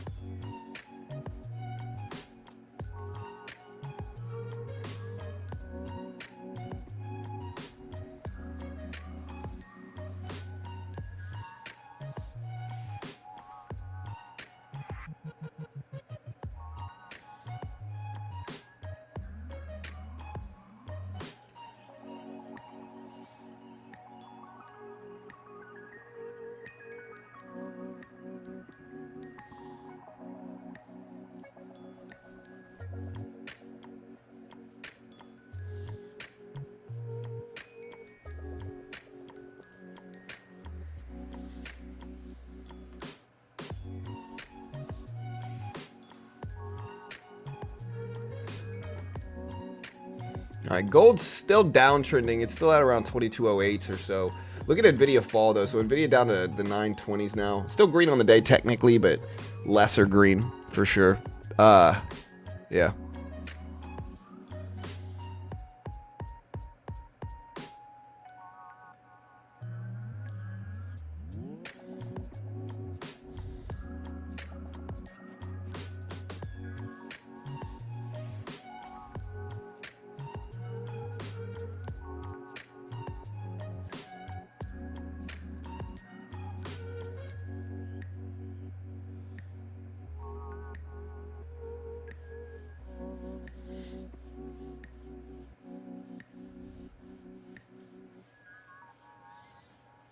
When United Airlines refused to pay for his broken guitar, Dave Carroll released a complaint diss track.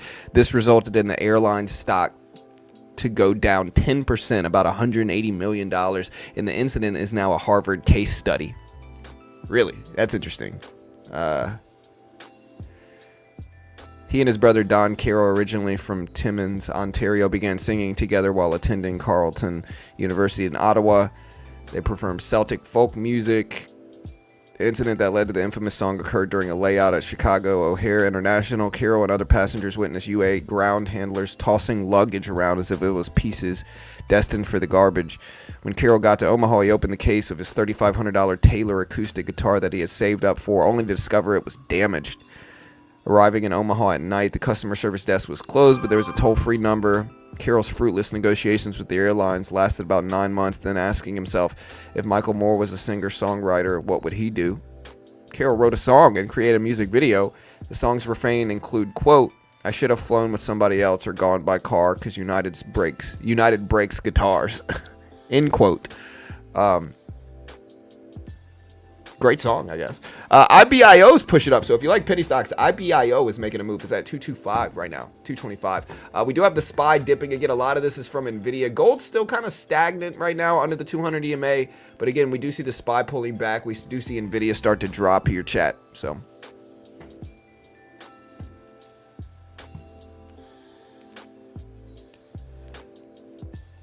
Apple analysis, please. Will it go back up to 180s? I really have no idea. I bought a little bit of Apple today. So I bought Apple, I guess, because Apple's down over the last few months. And while they are catalyst related, I tend to like Apple long term. And so, I'm in Apple right now. Reddit at 64.95. So Reddit's still kind of sideways, but it is influencing tech some, I think, here. Hey, thanks, Beach Bum.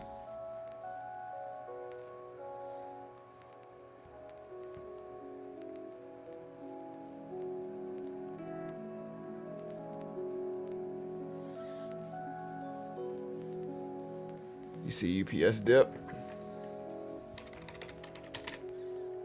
Yeah, UPS at 144s. MicroStrategy. Well, yeah, with Bitcoin's rise, MicroStrategy's almost at 2,000, which is just crazy, of course, but,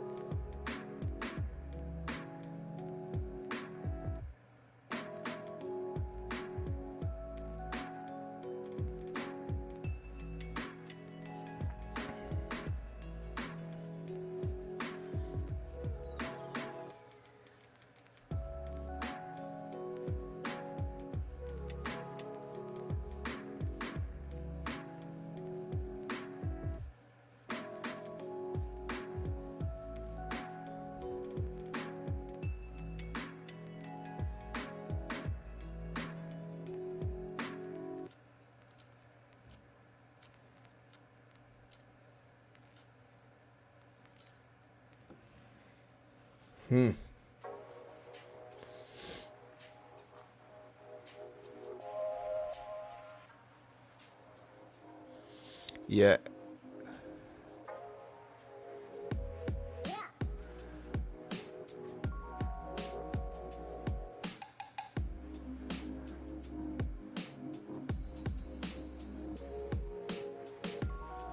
AI is going to be so crazy in a year from now.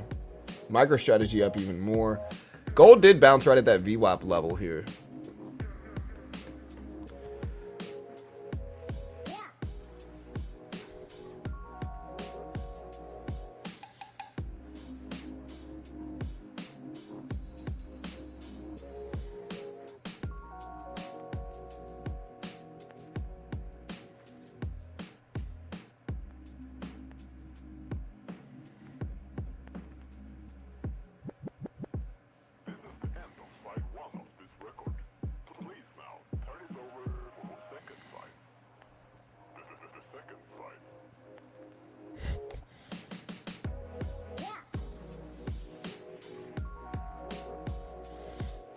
Owning a cryptocurrency may make you more desirable in the dating scene, a study finds. And this person says, if this is true, why can't you guys find girlfriends?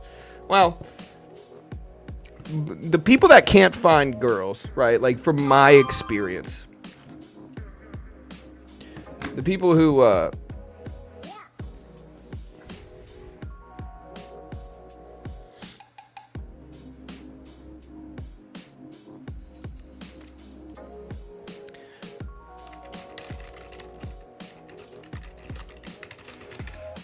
the people that can't find girlfriends, it usually has to do with their unwillingness to even take a risk, right? Like, it's a numbers game, you know, on both sides, I'm sure. For girls with guys, you know, and for guys with girls, I'm sure it's a numbers game, right? Like, you got to take risks. You got to put yourself out there. If you refuse to do that, you're never going to get a girl, right? But people are so afraid of rejection and failure that they just never put themselves out there. They live their whole life without putting themselves out there. Those are the ones that really struggle. And then they blame sometimes they'll even blame like girls for it. They'll be all bitter and hateful. And it's just like, bro, you got to put yourself out there, man. Like, you're not going to, you know, you're not going to meet somebody if you're afraid to get rejected. You know, you just got to put it out there.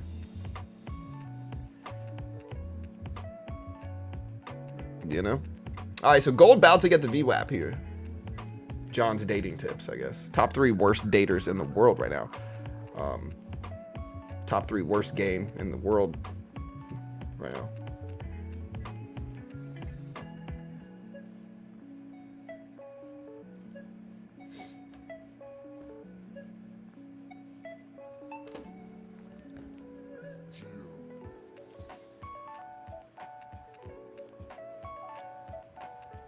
TK&G is gonna boom.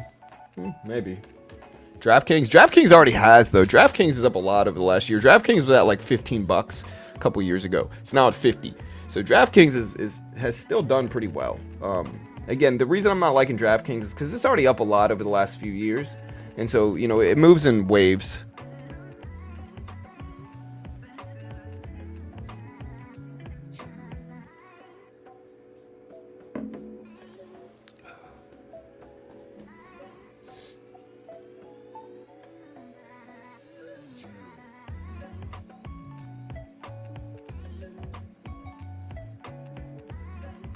Yeah, gold bounced a little bit. Now it's basically flat. We'll see if it holds. SPY's starting to move up a little bit. We have the same thing on Nvidia here. Here's the NASDAQ. NASDAQ at 1850s.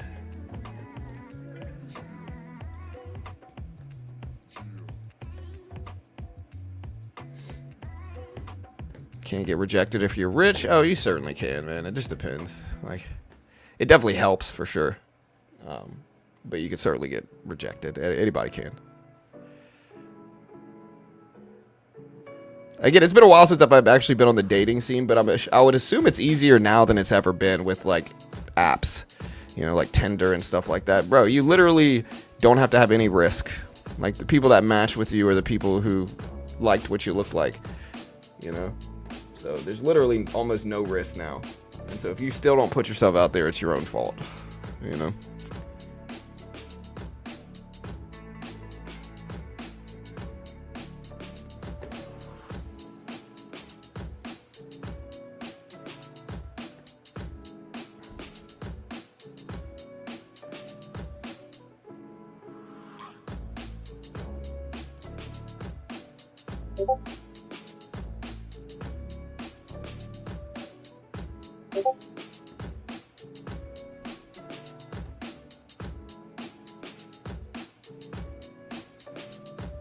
Dating scene is horrible. I'm sure it depends, you know.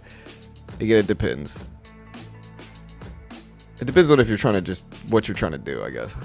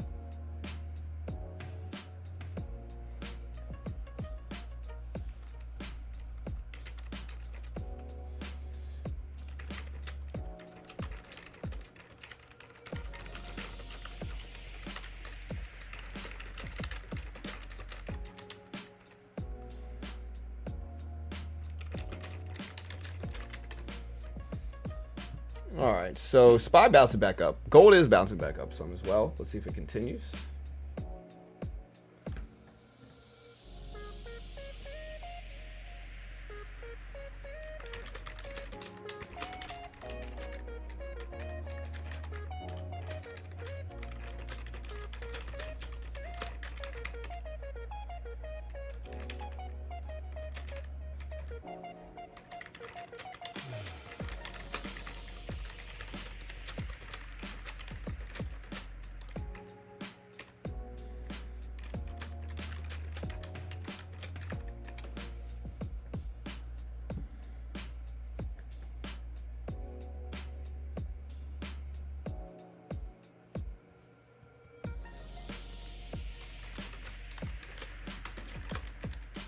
All right, so again, gold still dipping, Nasdaq dipping a little bit. SPY trying to get back over the VWAP.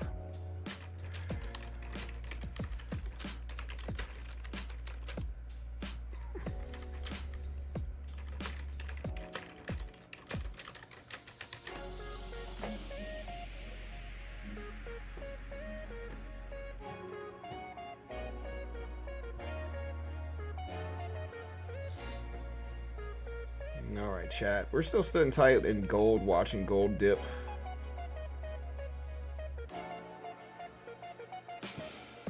DraftKings up to 49.50s here, 49.50s.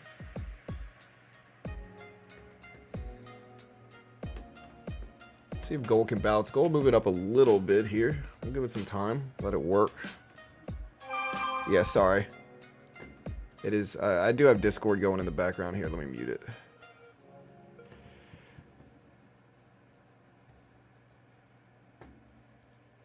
All right, so we're watching gold. Gold bouncing back up to over 2200s. Let's see if it stabilizes there.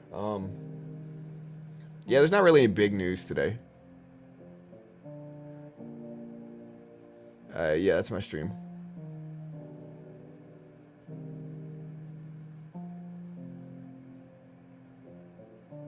With money, you can get all material things, just not love and health. Yeah. You just have to be funny and you win any girl's heart. Not any girl. Like, it depends. Fun, humor helps, right? Like, humor certainly helps.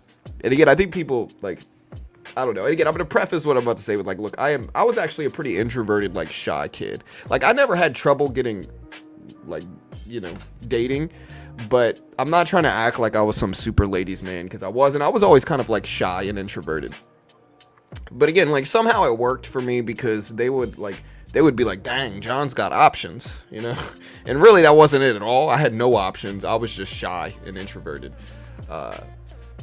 But, you know, like, you have to kind of joke around with, you got to make them laugh and joke around with them. And you don't want to just be too nice. Like, if you're too nice, they're going to make you immediately, like, friend category. So, like, you have to joke around. You don't want to be mean and actually, like, insult them. You know, like in a negative, mean way. But you kind of joke around with them, like, it's hard to explain. But, and again, I'm not claiming to be some ladies man or anything like that. I've been married for freaking almost 11 years now. So, you know, I've been with Carol for almost 15 years. So, I mean, again, it's been a while since I dated. But that's the mistake I think most people make, is that they try to be too nice, or they try to, you know, they're too serious or nervous, and like that just ends up making them weirded out and leaving.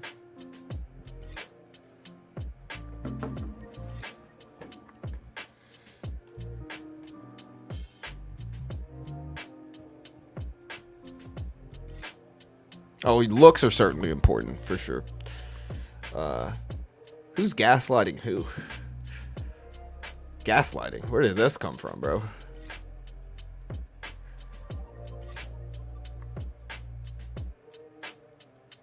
$15K? Do you think we get a crash into a bear market again? We need Bitcoin back to 15K. I don't think we're going to hit 15K anytime soon.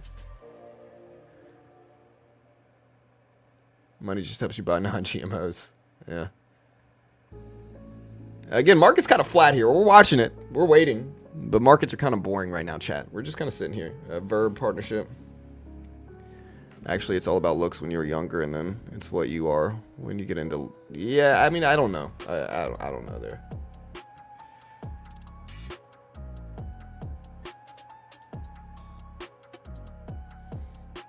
Yeah, I mean, it's a biological thing, you know.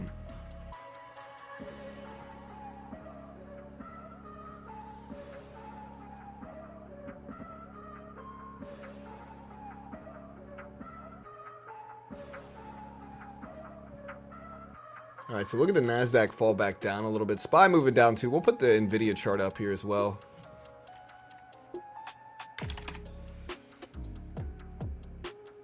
Nvidia down to 920s. I think this is still having a pretty big influence over everything.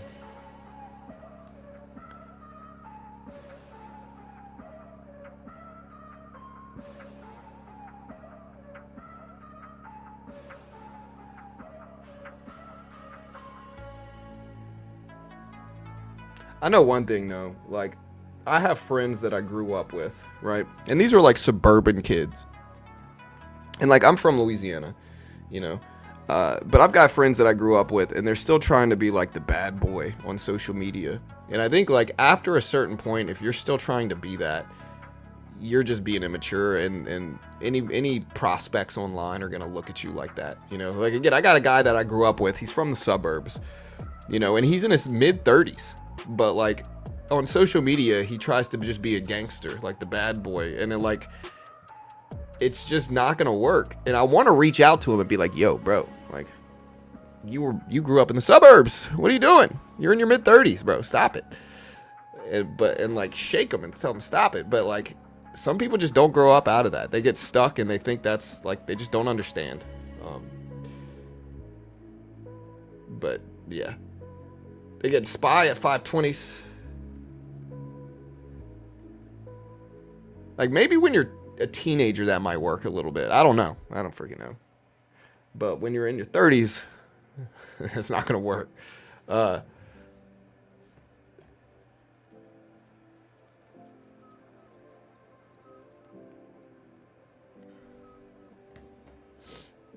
DraftKings is interesting though. Again, DraftKings is up so much. DraftKings started the year off at like $17 a share. Like, look. Or no, maybe not. I'm sorry. Wait, yeah. DraftKings started the year off at $17 a share. Not this year, but 52 weeks ago. It's at $17 a share.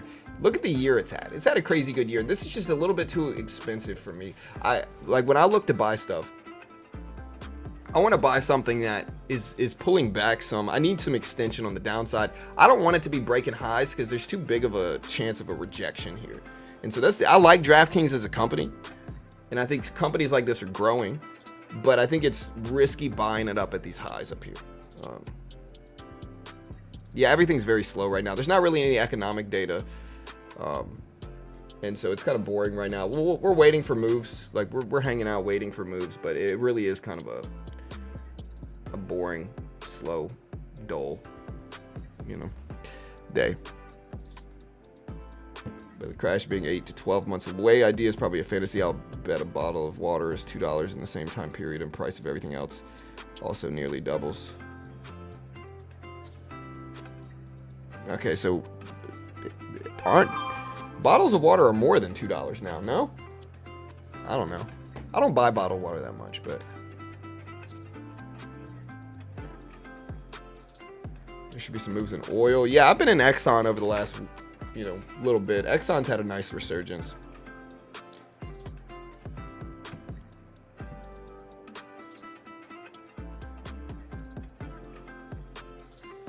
Water, physical goods.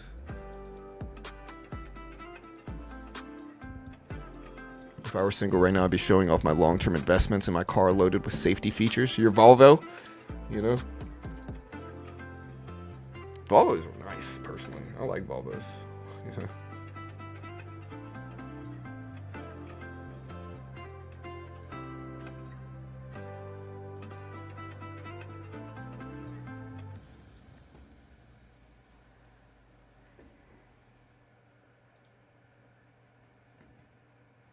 All right, so we're up in gold a little bit. We are up $100 right now, about $70. We'll hold this at least break even now. We've already taken more profit on the trade. We're up 110. You know what? I'm just going to lock that in, actually. So we are up about 650. We did the same thing. We took more risks. So again, we're up about 620 right now, 620, 2-to-1 win-loss ratio, so doing okay. But again, we took more risks and we made it work.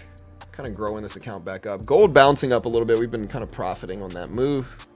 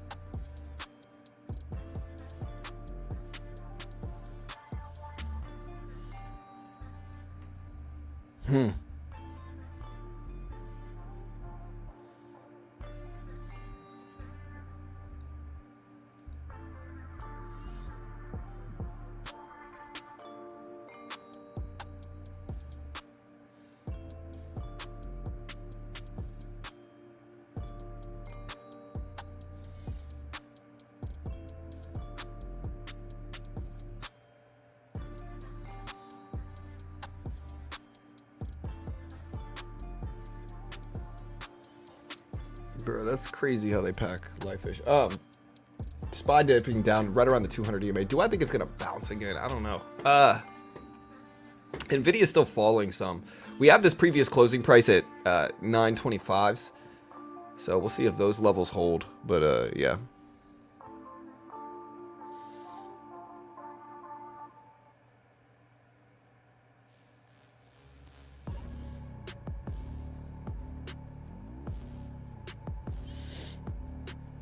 Yeah, we got crude oil inventories coming out at 10:30 today. Not really something I typically watch, though. No pullback is needed. Markets are balanced. I don't know, man.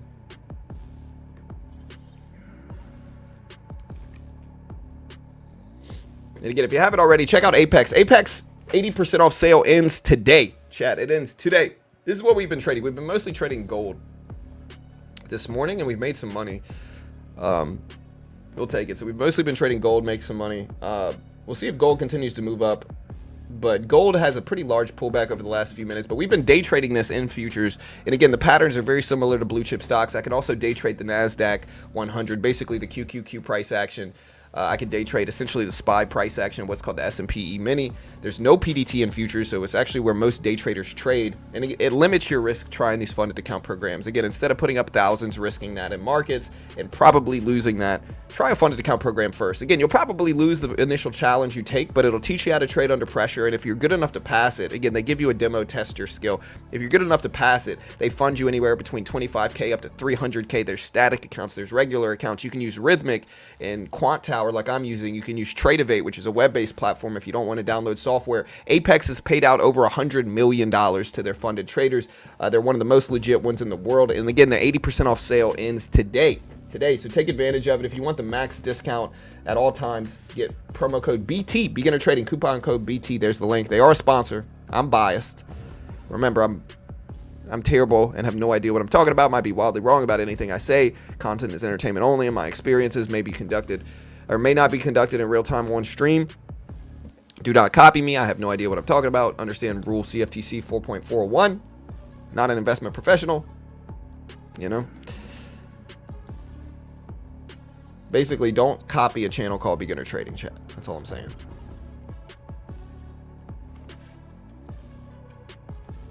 Top 3 worst relationship advice givers in the world right now, as well as traders in the world. Put this up on the screen so we can see it.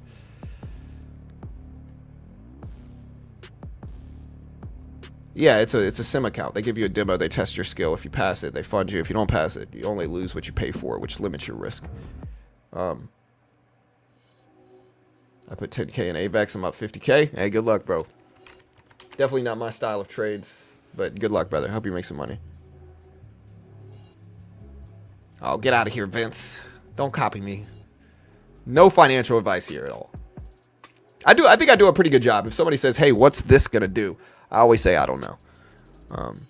I might say, I think it's going to do this, but I really don't know.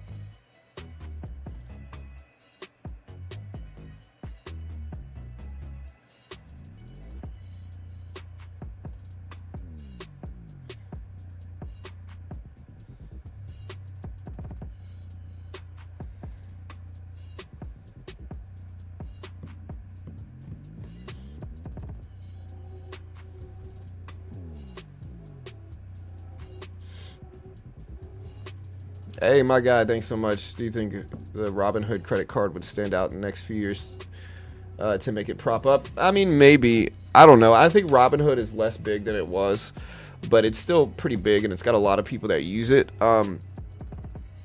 As for the credit card, I don't know. I don't know if it's going to be beneficial enough to their business to cause any major increase, but maybe I'm wrong here. Again, I'm not personally going to get a Robinhood credit card. But again, I don't know for sure, you know.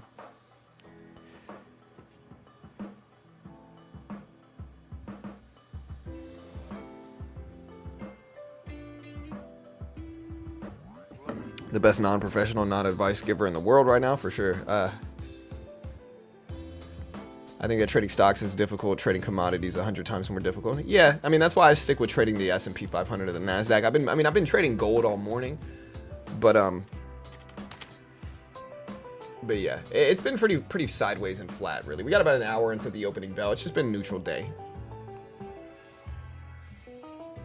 I use Robinhood for dividends only account. Yeah, I heard about Verb and the TT deal. I still think it's a terrible penny stock that will almost certainly fail, regardless of the deal it did. But again, you got a lot of, again, traders are manipulated in a lot of different ways. One of the ways they're manipulated is that,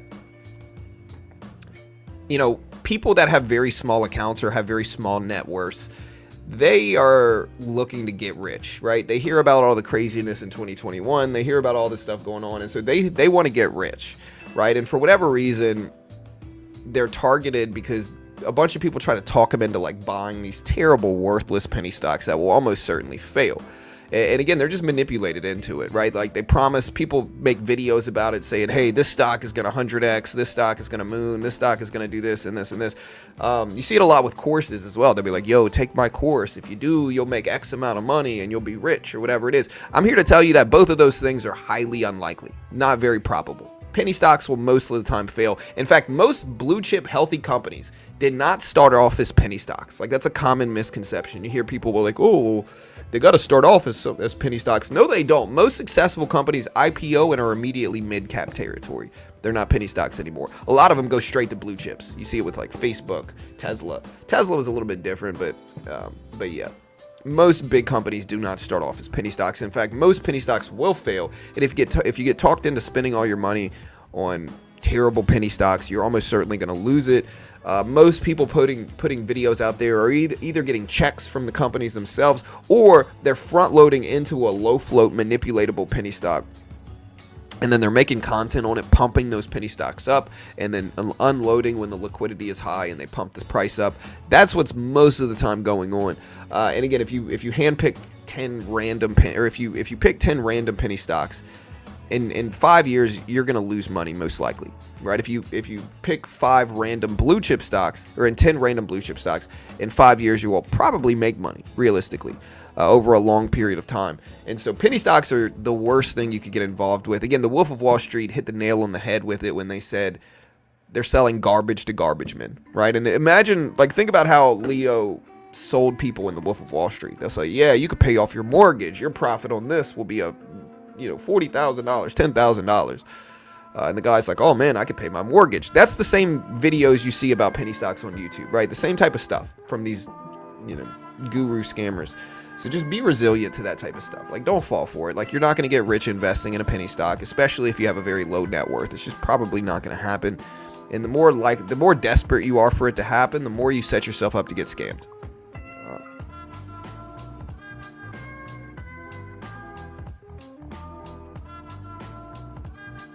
It's a gray area, Ruma. It's a gray area for sure.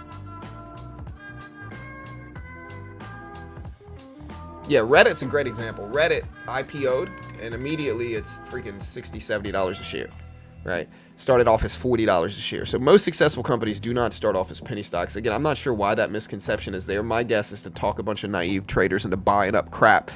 But most of these companies are not going to succeed, And again, it sucks because, like, sometimes you tell people this, and it's like they want it to be true so much that they get mad at the person telling them.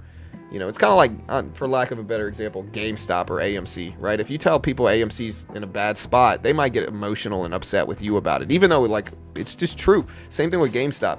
And I'm in both of those companies. I want them to go up, but they're both in bad spots for sure. And so just don't get emotional about it and blame the messenger. Take yourself out of what you want to happen and try to look at it objectively is the best thing you can do.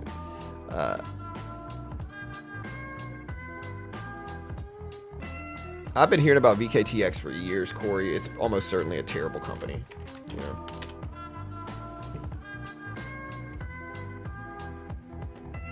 I don't know, man. I didn't even realize this move happened. So it went from 8s to 80s. Again, I've been seeing this one for years. Maybe it's one of those stocks that finally does well.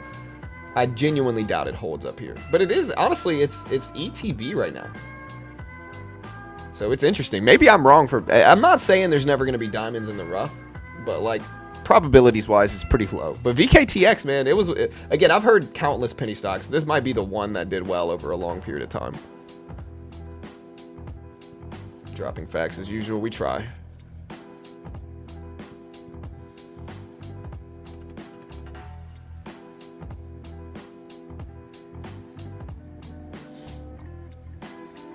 Yeah, and the reality is, like, I hear people say all the time, oh, well, this penny stock has good DD. No, it doesn't. Okay, like, listen, I'm here to tell you that the due diligence, the marketing that they put out there for these penny stocks is super persuasive, right? So they're going to try to make it seem like this is the next freaking Tesla. This is the next Apple. Of course it's not, but, like, they're going to have really good, what traders call DD, which is just total nonsense, just marketing. So just, again, be resilient to that. Be smart, chat. Don't be dumb. Again, I'm not saying you're dumb if you fall for it. I fell for it in the beginning, but that's why I'm here now telling you don't be dumb. All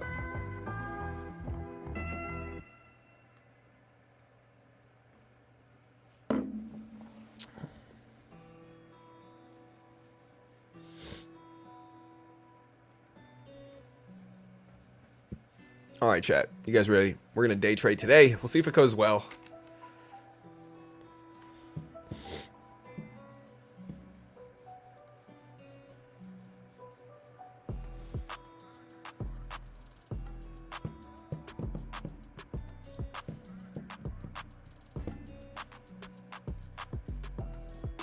Yeah, I saw a couple Cybertrucks. I saw a white Cybertruck in my area, a white Cybertruck, which was really cool looking. So it must have been painted white. It was cool. But yeah, I saw that in my area. Look at the NASDAQ push up. NASDAQ is at 1850s. Nvidia is still at 930s, bouncing up a little bit. Reddit's still there.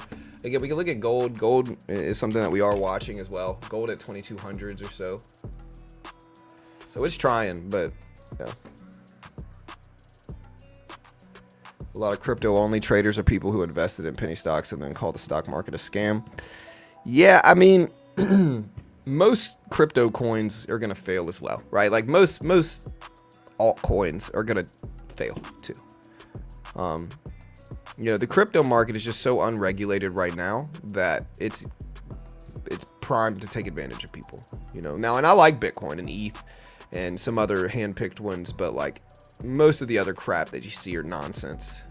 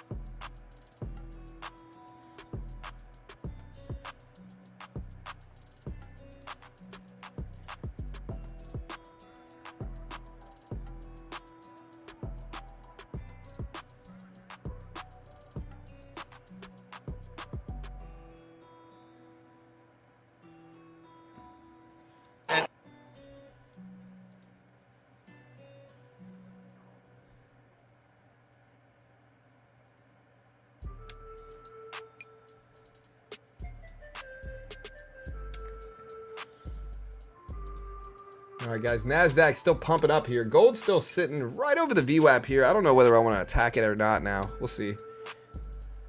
So many better things to buy than penny stocks. Nasdaq ripping up. Yeah, dare I say rip it up. Audi Q8 and Porsche Cayenne are half the price and arguably better. I don't know. Arguable is subjective. I mean, it's such a subjective thing. The Cybertruck, it depends on what you buy the car for. You know, the Cybertruck is a head turner for sure. Like, the Cybertruck turns heads without question, right? The Cybertruck's going to turn heads.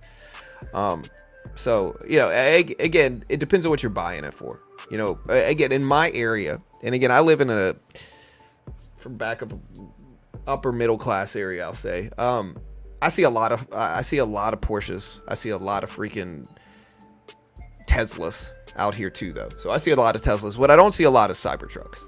Although I have seen a couple different ones. I've seen a white one. I've seen a regular one. I've seen maybe 4 or 5 Cybertrucks in my area over the past month, which is cool. I mean, I'm glad to see them. But, you know, like, you get a nice car, and again, I'm not going to talk about what kind of car we have, but you get a nice car and you want to be seen with it. Like, that's why you get a nice car, right? People could say, oh, that's not why I buy a car. Of course it is. Like, you want to flex on people with your nice car. That's why most of the time you get one, right? And again, people can say, oh, I don't get one for that reason. Again, whatever. I think people are lying to themselves to a certain extent so they can seem less snobby, but I digress. Back to it. You get a nice car. In my area, you see so many freaking nice cars. It's almost like nobody cares anymore. You know, if I brought the same cars, like if I brought some of the cars that we drive now to Baton Rouge, people would be like interested in them, you know. But driving them where I am, it's just less. There's just less interesting people. Again, I'm not going to be specific about where I am, but yeah, I live in one of those areas where I'm not saying I'm bummed out. I guess I'd rather be less of a target, you know. Like if I bring it to Baton Rouge, there's a chance that I'm going to get broken into and stuff. So I guess it's better that you're less of a target, but it's also kind of like you're kind of a dime a dozen here. I think the Cybertruck is a head turner, and I think that's what's cool about it, is that it turns heads. What do you think about paid Discord groups and options? I think most of them are scammy, but not all of them. But I think if they're charging somebody just to be in a Discord, they're scammy probably. You know, maybe not. I don't freaking know. I don't like the Lambo SUVs.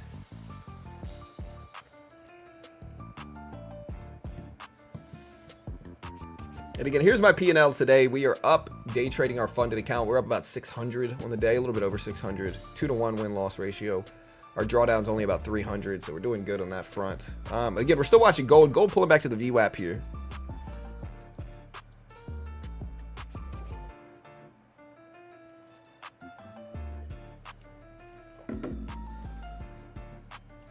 Not going to be specific, Manny, but...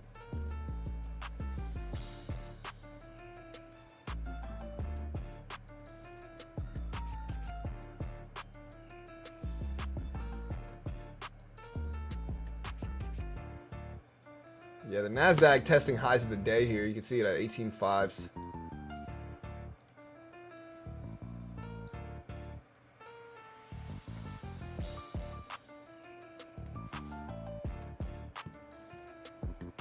I don't know. I'm in Texas. All I know is that I'd like to drive an SUV most of the time, especially if I'm with kids, because there's so many trucks in Texas that, like, if you get into an accident, it's highly probable that you're going to get in one with a larger vehicle. And so that's where cars are a little bit less safe in Texas, I think, because so many people drive trucks that, you know. Yeah, all good, Manny. What's up, Kimberly? Lambo SUV. I don't like them. Right. I didn't know, kind of an oxymoron. Right, exactly. Like, it contradicts itself. If I get a Lambo, I want like a track car, like a racing car. I don't want a Lambo SUV, you know? Like, while it's cool and all, if I'm gonna get a Lambo, I want a Lambo. I don't want a freaking SUV Lambo, you know? I would never get one. I've seen them. I would just never get one. They don't turn heads as much either. And Lambos are kind of my favorite one of my favorite supercars. I like Lambos and I like McLarens. But yeah. Spy at 520s. Paid Discord is okay. It depends on how much. If it's $10 a month and they're just trying to pay for expenses, fine. If they're trying to charge like $500 a month and they're acting like they've got some super secret information that nobody else knows about and you just got to pay the $500 monthly fee, they're scamming you 100%. Right? Like they're gonna, a lot of the people in those Discords are probably fake, like not real. Like they're probably being paid from the Discord owner themselves so that it looks like it's more active than it actually is. And you know, that's probably how they grow it, realistically. So again, it depends. If $10 a month, I'm not mad at you if you do it. Like, do whatever you gotta do. But if you're charging people $500 for a mentorship program in a Discord, it's probably a fugazi, in my opinion. Maybe I'm wrong. I'm not saying there's not outliers that you know, justify it, but I haven't found any. But I'm not really looking, I guess, as well. All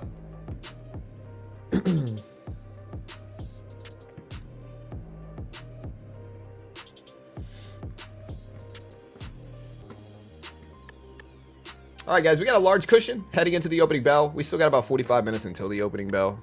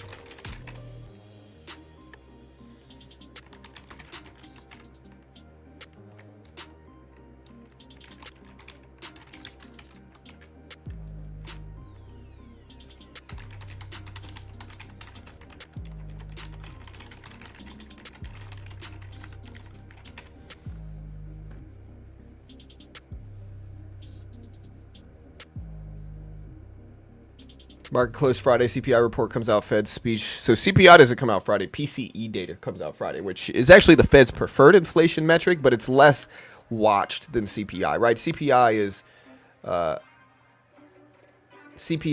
the more watched by retail, and PCE is the more accurate according to the Fed, right? So they're different inflation reports, but PCE is Friday. Powell speaks at 11:30, and so that's what it is.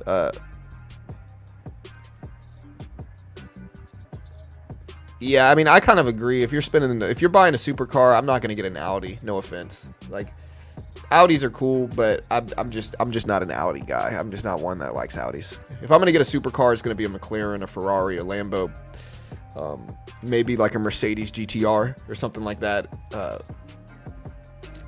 Audi, I wouldn't even consider it. I might get an Acura RSX as well, just because they're fast and they look like supercars. I just want it to look like a supercar. If I'm gonna spend freaking $200K on a car, it better look like a $200K car. I don't want to look like a freaking Volvo, you know.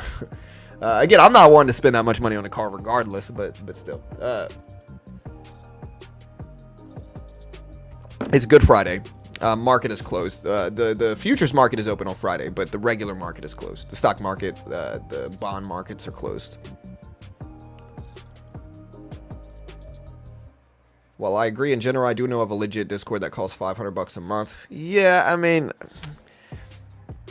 legit to what standard though? I mean, again, they might be good traders. They might be, you know, everything, but they might be normal good traders and all that stuff. They might teach good stuff, right? But you could probably find exactly what they're selling online for free right now, right? Without needing to spend $500 a month. And so in that regard, it's kind of sleazy to charge $500 a month for something. And I understand their logic from a business perspective. Like, yo, you know, if we charge $500 a month, all we need is freaking 20 people to sign up and we're going to be set, right? And I get that business model. I really do. But most of the content available is probably out there for free already. You know, that's the problem with it, is that they're just kind of, they're making it seem, and again, they're almost always sensationalizing it, making it seem better than it is to try to sell it. And because of that, I'm not going to charge for stuff like that. Everything I put out there is free. What's the good news from the cannabis sector today, Don?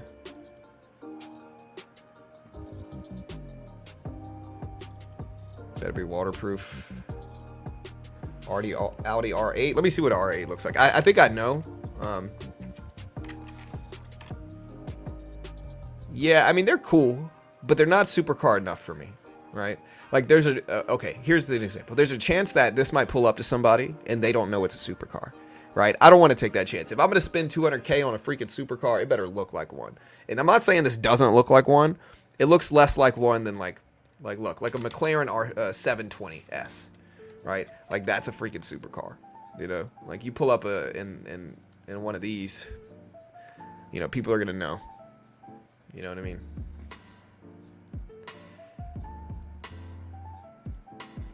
Like you pull up in one of these, people know. There's just a difference between that and the R8, and so yeah, I need it to look like one. You know, even the Acura RSX, I would argue, looks better than the Audi. Or no, actually, I'm sorry, the NSX, not the RSX. The RSX are cool, but NSX is really what we're talking about. Even they, I would argue, look much better than the Audi.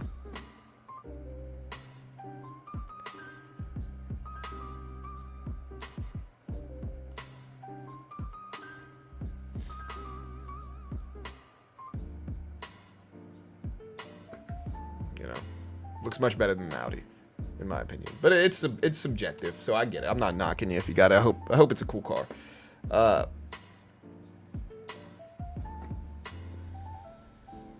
am too old for that.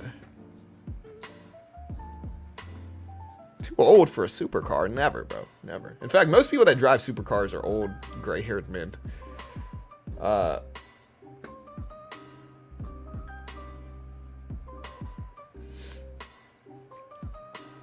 Dollar Tree could go up in price. I don't know. I'm not a big bull in Dollar Tree. I'm not a big bull because I think the business model is going to be obsolete 10 years into the future.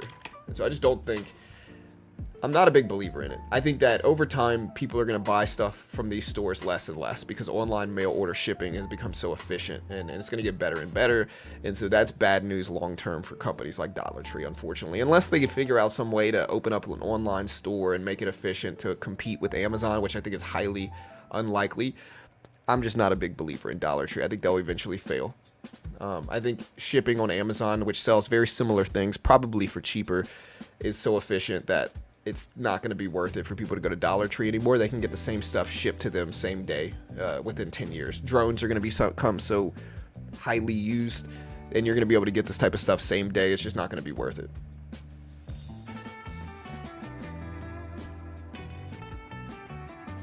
I had a 92 NSX. Yeah, those were, I loved those back in the day, man. I had a Honda Prelude H22. It was like a 97 5-speed. Loved it, man. It was one of my favorite cars. I'm from Louisiana. It got destroyed in a hurricane. Long story, but yeah.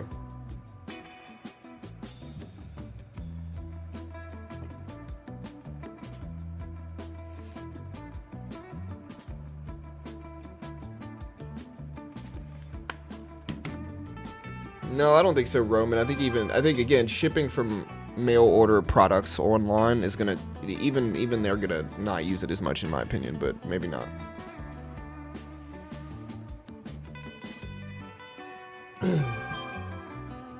Skyline GTR.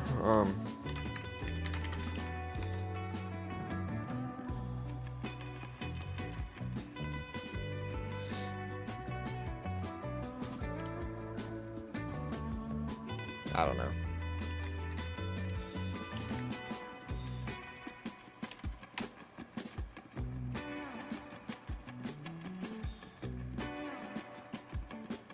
Nah, I'm not a big fan of these.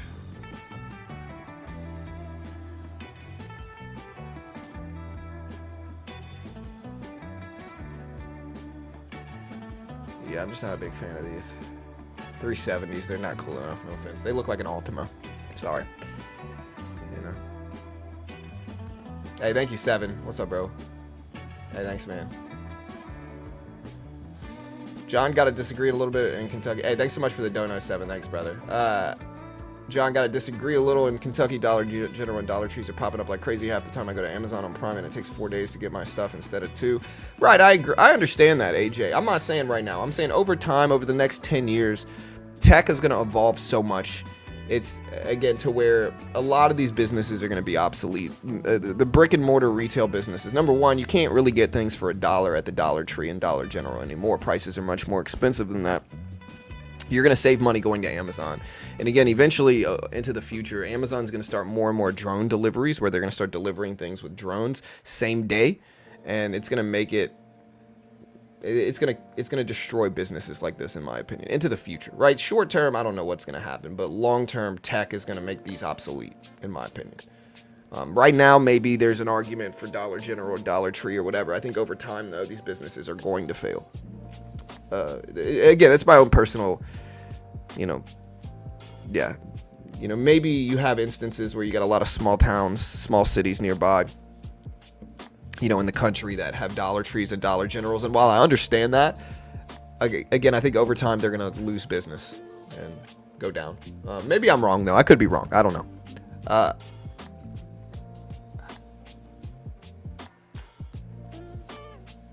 Talking about everything but the market right now? Yeah, because Dollar Tree and Dollar General stock has nothing to do with the market, sir.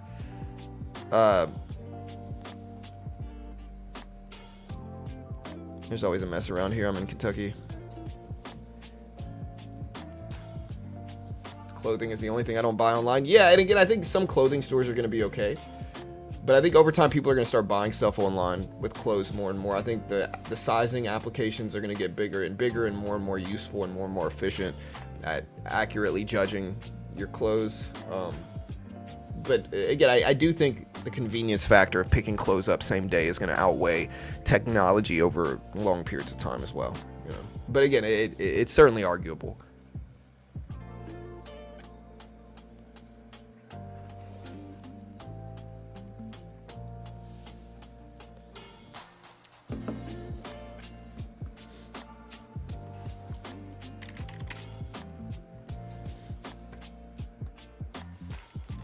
Alright, so gold mostly flat. The Nasdaq did break highs, though. So the Nasdaq did break highs.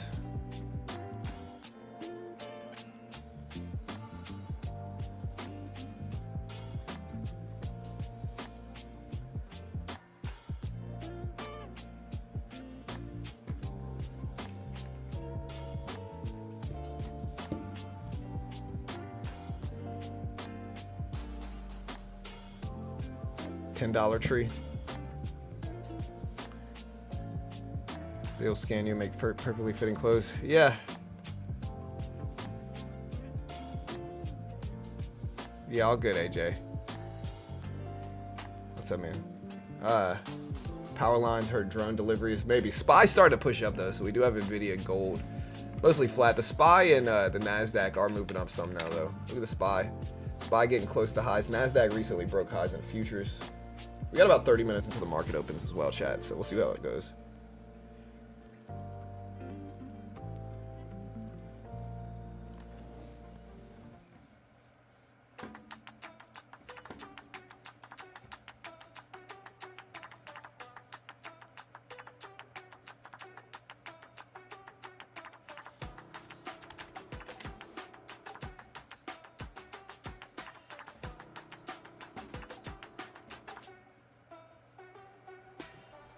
Tesla, where's Tesla at? Again, SPY's up there. What's dragging the market up? Tesla is up to 180s plus right now, so we're green on the day in equities from mostly Tesla. We did buy Apple as well this morning. We did add some positions to Apple, and Apple is ripped up from this. So that's nice. Looks like that added trade was good. 200 EMA VWAP level is bouncing on the SPY. But look at Tesla move, NASDAQ moving up. Nvidia is still down there, so Nvidia has the chance to really weigh the market, but everything else is moving up. Tesla, Apple, let me see, Microsoft, Meta, moving up slightly. Volume's light. Apple's really what's dragging the market up. I'm going to take a little bit off of Apple, just because we added some this morning, and we went a little bit more green from it, and so we're just going to take some profit off of there, lock it in, keep grinding it up.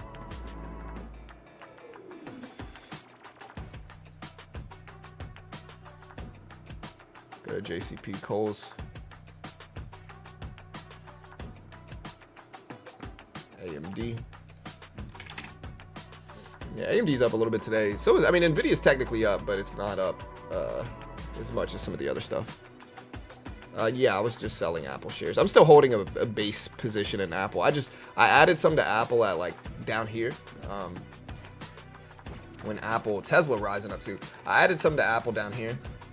And then, we got a nice little bounce, and so we just took a little bit of profit. We're still keeping most of the position, so we only sold about 20% of the position just now. So we're still keeping most of it, and we're green in it. So we'll try to let that ride, especially with today. But yeah, since we moved up short term, we just took a little bit of profit there. The NASDAQ is starting to bounce, though. It's at 18.5K.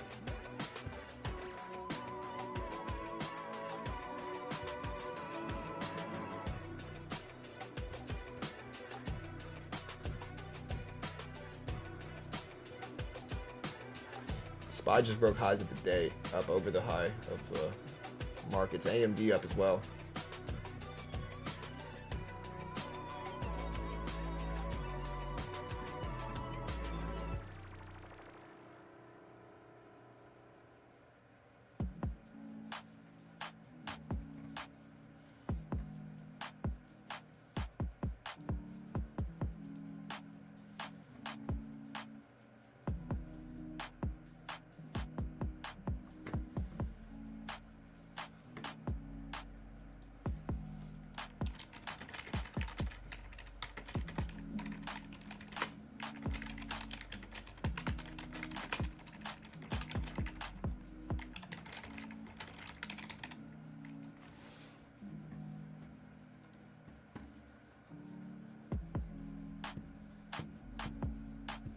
One share is 20% of 5 shares. It's definitely not 5 shares.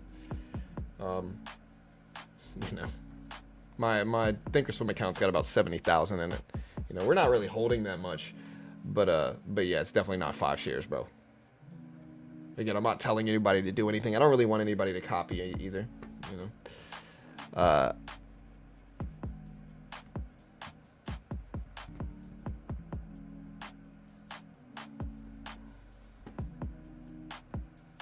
Yeah, Apple dipped. That's why I bought it in VUs, because Apple dipped down enough,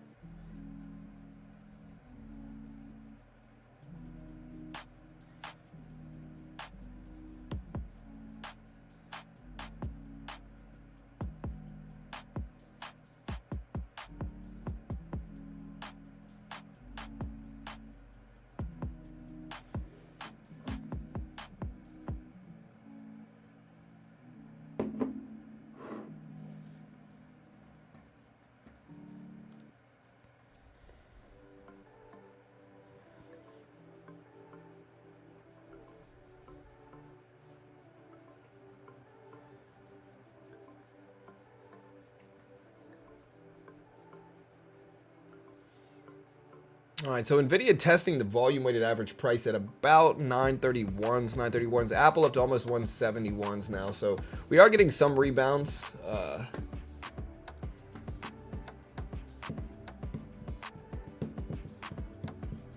Yeah, I mean, I'm not going to be specific about how much I made. I made money last year, though. I was green last year. So, I mean, you know, but again, my channel's called Beginner Trading. I'm not claiming to be an expert or a guru or anything like that. Like, we're going the other way with it. I'm one of the top 3 worst traders of all time in the world right now, for sure. And remember, I am terrible and have no idea what I'm talking about. I might be wildly wrong about anything I say. Don't copy me. I'm not an investment professional. Don't sue me as well. We mostly cover economic data, and today we don't have any economic data coming out. So,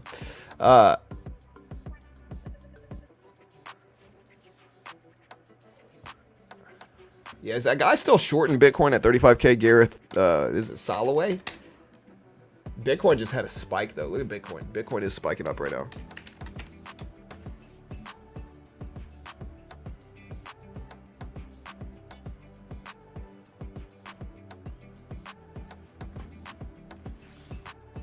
Look at Bitcoin.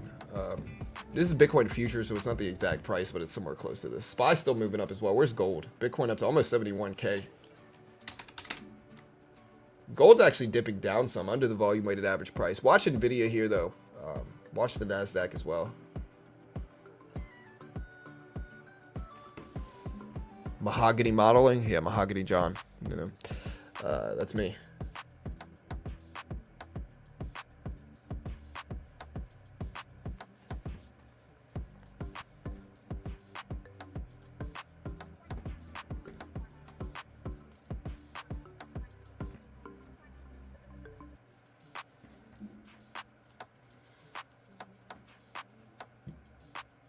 NASDAQ at 18.5K. When do you think the Fed will start cutting rates?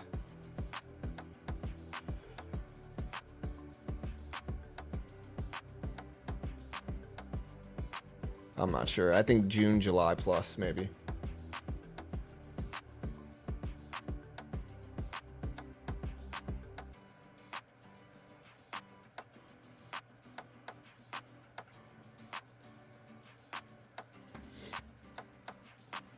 Yeah, remember, tomorrow we have jobless claims and GDP data. So tomorrow it's not just jobless claims. We have the GDP growth. A lot of people have been claiming we're in a recession, and we're not. But GDP data will show us whether we are or not, right? GDP, well, technically, even if we come in negative for GDP, we're still not going to be in a recession because a recession is technically 2 consecutive losing GDP quarters. So, yeah, we're just not there yet. I'm not sure if we're going to be there at all. I think the bigger problem right now in economics is inflation. Inflation is a risk. You know, right now inflation is about 3.5%, depending on which metric you look at. The last one, we have one coming out Friday. PCE data, which is the Fed's preferred inflation metric. It's expected to show up at 2.8% for core PCE, 2.8%. So it's actually expected to come in under 3%, which is the same it came in last time. Month over month, it's expected at 0.3% for core PCE, which last time it came in at 0.4%. So we do have inflation data that comes out on Friday. Again, we have jobless claims tomorrow, which is how many people are filing for unemployment week to week. That is expected tomorrow, along with GDP data. Jobless claims expected at 212,000. GDP quarter over quarter is expected at 3.2%. 3.2%. So we'll see if it comes in at that, or you know what that looks like. But yeah, 3.2% is what's expected. Jobless claims tomorrow as well at 212. And again, we'll see how that goes. We also have Powell speaking Friday, same day as PCE. Really, the stock market is closed as a whole, but again, we do have the bond market is closed as well, but we do have futures that are going to be open. And then again, Powell speaks at 11:30. It should influence futures, at least some. But again, we'll see.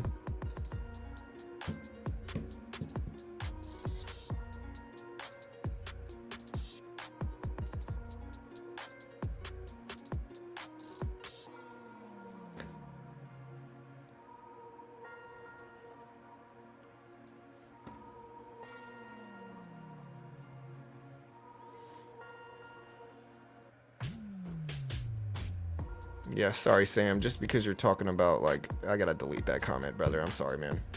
Too risky to leave that up. Could be misinterpreted and taken out of context or whatever. So just sorry, bro.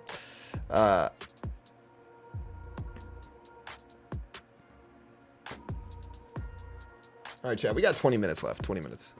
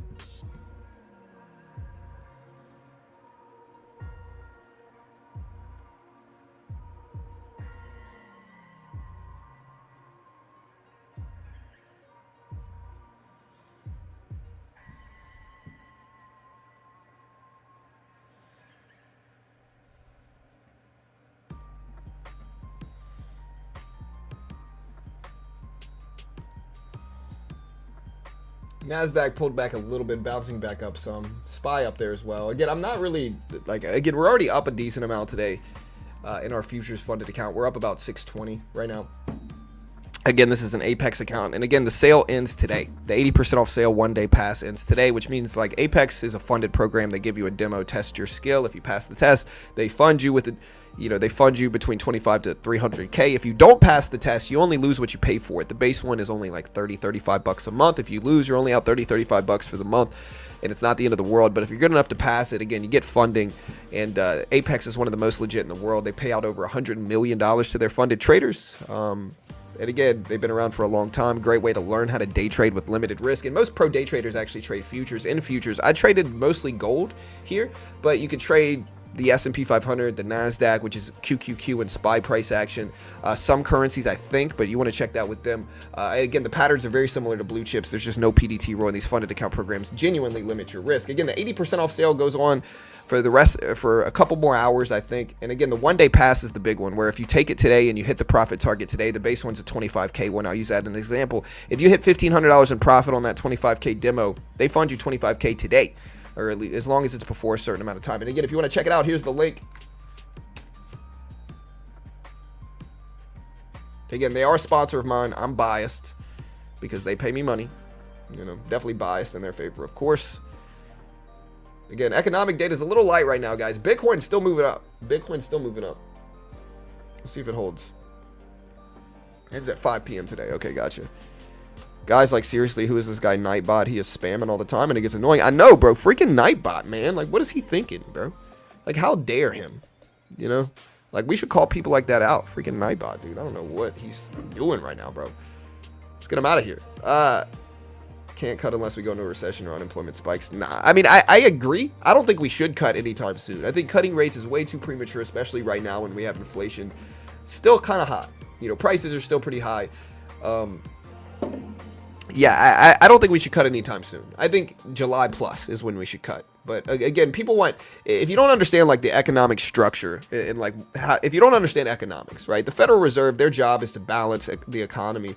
If we're at risk of a recession or depression, essentially if we have too little spending, like 2020, the pandemic happened, we had too little spending. The Federal Reserve's job is to bring interest rates down. By bringing interest rates down, essentially reducing or cutting the federal funds rate, as well as like they have a lot of other ways to keep interest rates down. They can do what's called quantitative easing, which means they go in and they buy a bunch of bonds, expand their balance sheet. This allows banks to have better margins and they lower interest rates to consumers.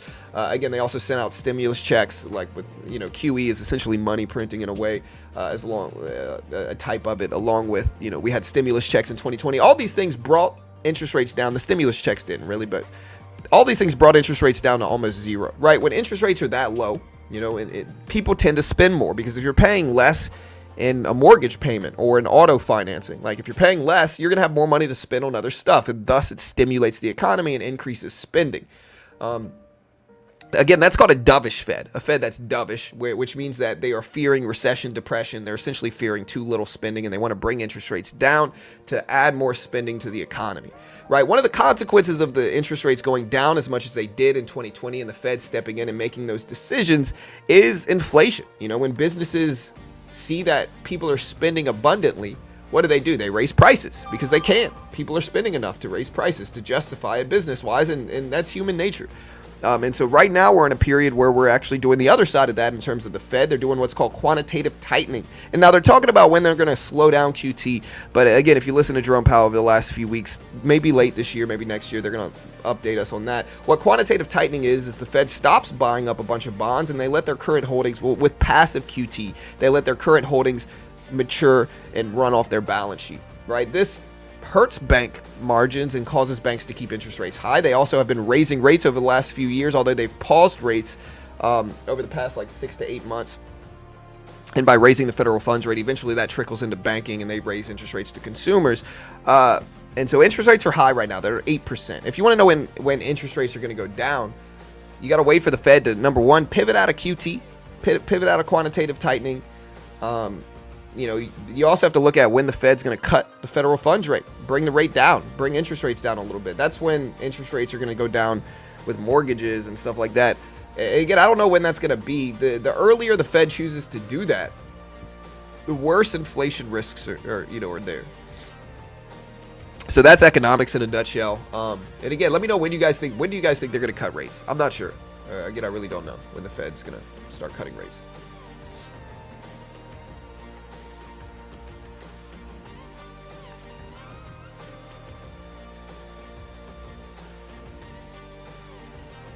Yeah, I mean, you've just been kind of trolling every day. Show. Good day to you, sir.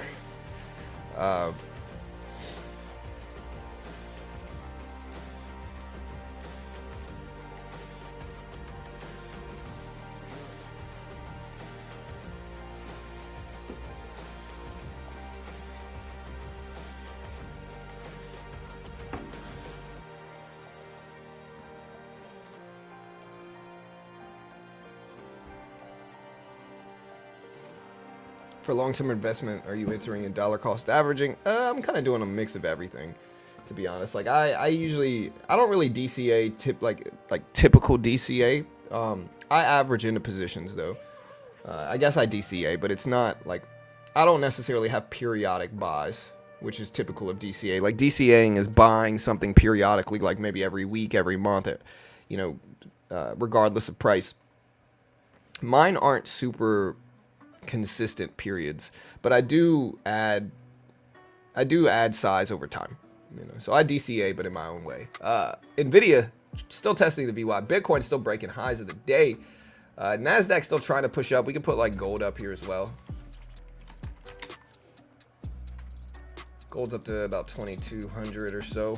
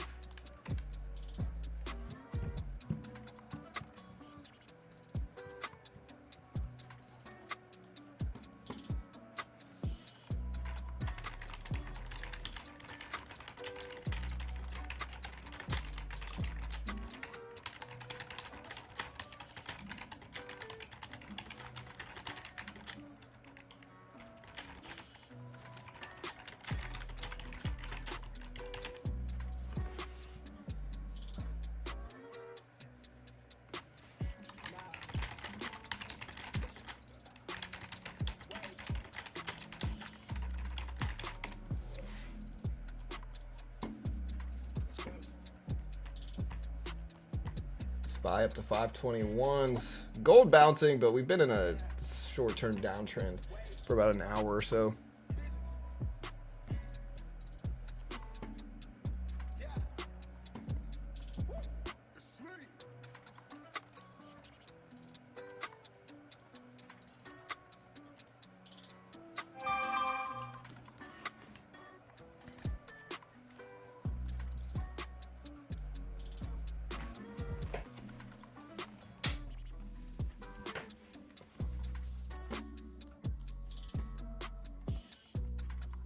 CCL, yeah, so Carnival Cruise should have just dropped their earnings. Let's see what they look like. So here's Carnival.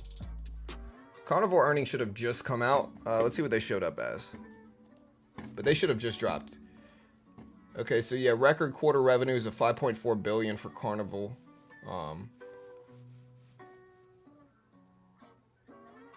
Yeah, so Carnival breaking records. They should go up. They had adjusted net loss of 180 million, 14 cents adjusted EPS. What did they expect? 18-cent loss. So they showed up about flat for EPS, which is margins. EPS is earnings per share, it's margins. Adjusted EBITDA of 871 million, exceeded December guidance by over 70 million. Record first quarter revenue of 5.4 billion. Yeah, but they still came in under expected. Expected was 5.42. So like they're trying to sensationalize it and say, hey, it's great. But they actually came in a little bit better than expected for EPS, but not much. Basically flat and higher than expected for revenue.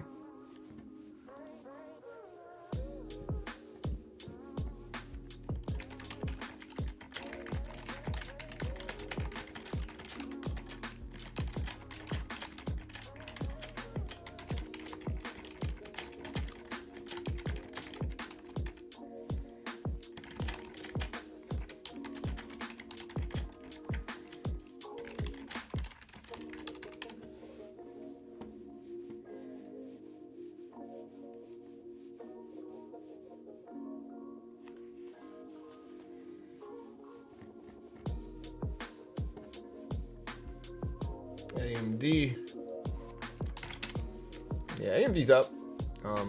Again, Carnival Cruise came in mixed results. They beat EPS slightly and they missed revenue. And again, so I see the report coming out saying, oh, they did so great. But again, expectation-wise, they came in a little light, which is probably why you see this big correction. You know, you see this big upward move and then this big correction back down. So that's probably why, is because they came out saying they just killed it. And they came in pretty neutral, slightly worse.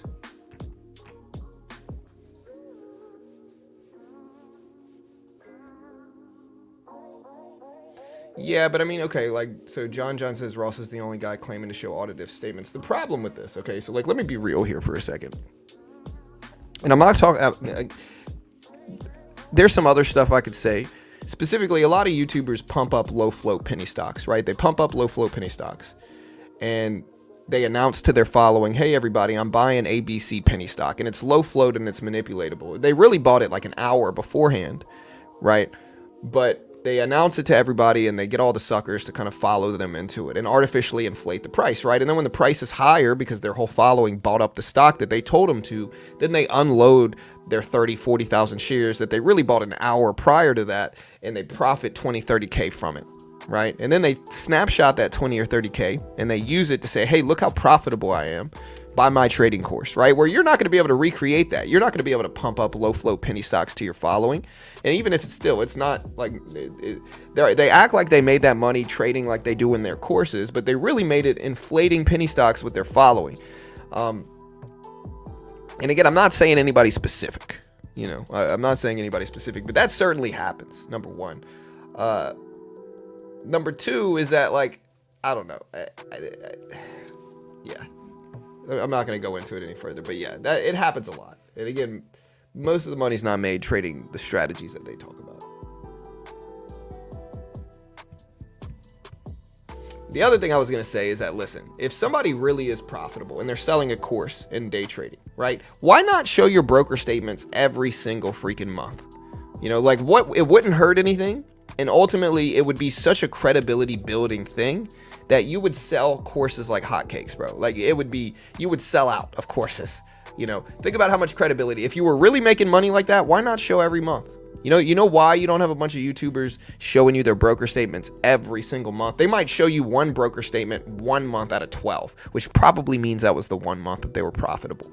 You know, they don't show it to you every month, even though there's no better credibility building thing. You would sell courses very easily, but you don't see that a lot because most of them are full of crap. You know, most of them are just not making money like they're claiming to, and they are instead living off of courses, which again, not judging, but that's what's going on. That's what's going on.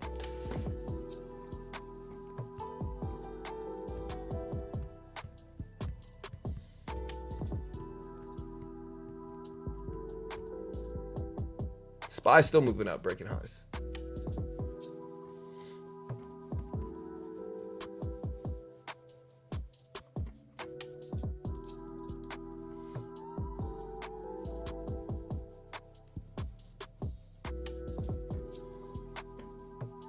Yeah, show it weekly. Well, you don't get statements weekly, but you know, you would show it every month when you get that statement. And again, the reason you don't see that is because they're almost all full of crap, you know. And again, a lot of them don't like me. They say I threaten their business model or whatever, but you know, again, a lot of them try to attack my trading. I made money last year, but I'm not claiming to be an expert. I'm not selling a course. We don't charge for anything. SPY move it up. We have sponsors though, and we're certainly biased, but shiny new credit cards. I don't know. I think it could help them a little bit. I don't think it's going to be some big, crazy big thing regarding Robinhood. SPY breaking up highs again, which is interesting. There goes Carnival Cruise going down, as it probably should. It came in a little worse than expected. Look at Nvidia. Honestly, look at this indicator we built. So we built this indicator on Nvidia. Check it out. The problem though is like, when does it show up? But look at that low bottom there. Literally caught it on the nose. Right at the bottom. Not bad. I'll have to figure out when they're showing up, because I want to make sure they're showing up in real time and not after the fact. So I'll have to test that.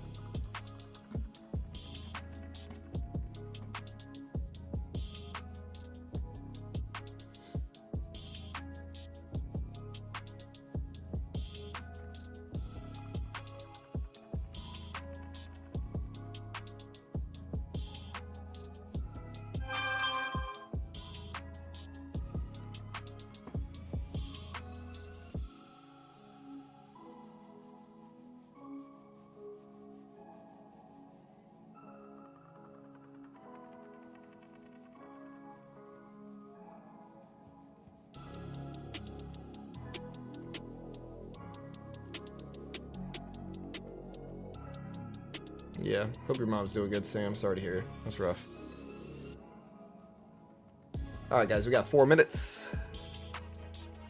Kind of a slow day. No economic reports or anything going on, really. So kind of boring. Not a lot of action.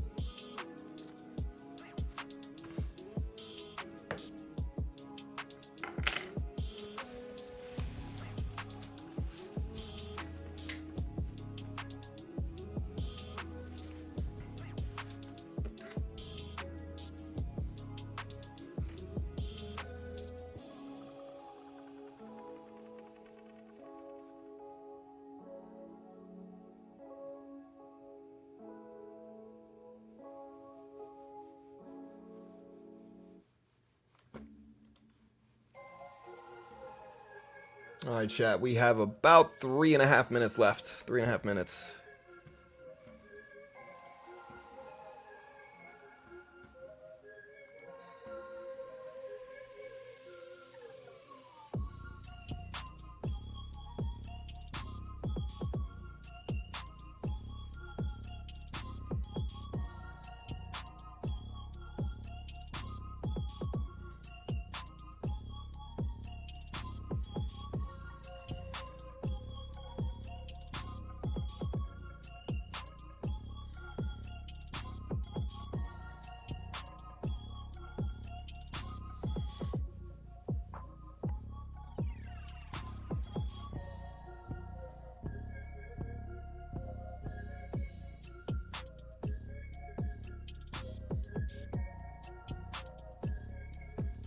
All right, Nvidia testing the 200 EMA VWAP level. The Nasdaq still breaking highs again. This is the highs of the day, right? I'm pretty sure it is. Yeah, highs of the day to 1850s.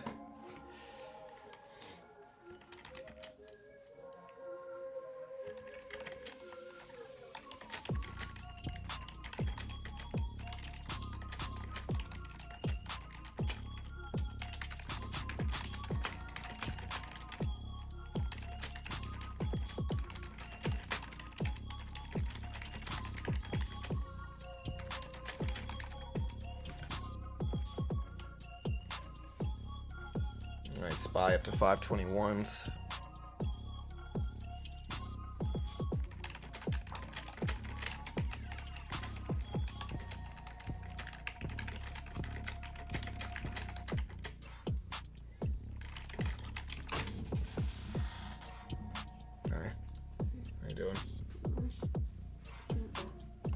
All right, market opens up in about a minute.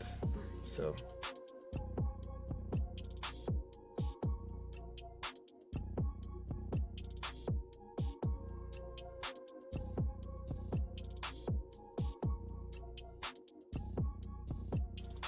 All right, guys.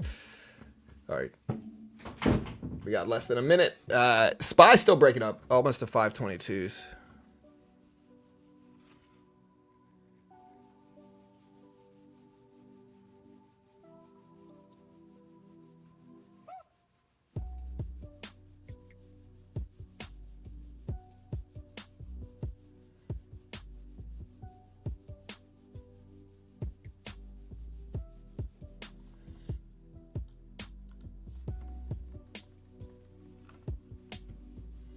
MicroStrategy says about 2,000 and said yesterday many sales from insiders. Yeah, I mean, MicroStrategy is mostly going to move with Bitcoin. We got 10 seconds until the market opens, chat. So we're going to day trade here. We're already up about 620 or so on the day. So we'll see what the day looks like moving forward, but we're already up a good bit here. All right, so there's the open. Again, we mostly spent the morning day trading gold in our funded account. I'm probably going to pivot to more of like the NASDAQ and see what that looks like today. So that's my guess. So here's the NASDAQ. Nice little upward trend to start the day. Let's watch Nvidia here though. Here's gold. Nvidia's starting to pop up though over 930s. Part of me wants to buy this just because of Nvidia's strength, but still too early and Nvidia could turn. I think I've made that mistake a couple times at the open where I've traded a little bit too quickly from the opening bell. So I think I just got to patiently sit here and wait.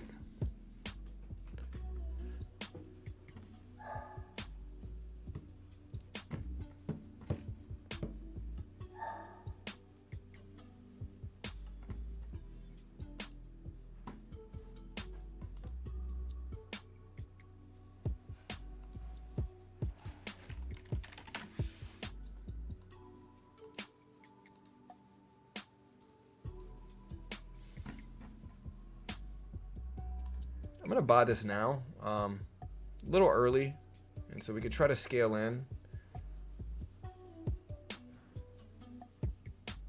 But we're just going to take 2 contracts and keep it small. I thought I saw Apple trying to bounce, but Apple, like as soon as I bought it, dipped under the 200 EMA. So we're going to cut that. We're still up 580 on the day. Big red candle. Kind of got unlucky there with Nvidia. Probably traded a little bit too early after the open, so my fault. It's a big down wick though, so we do have some pressure showing up there.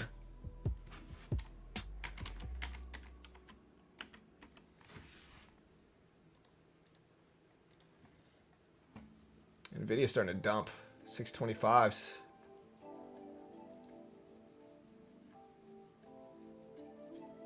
I will short if we get weakness like this. So I will short, especially with Nvidia dumping down this quickly down to 923. This is a big drop for Nvidia at the open. So that's a big, big fall.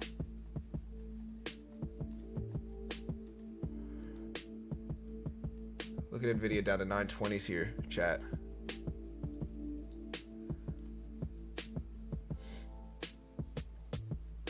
Look how fast Nvidia just fell.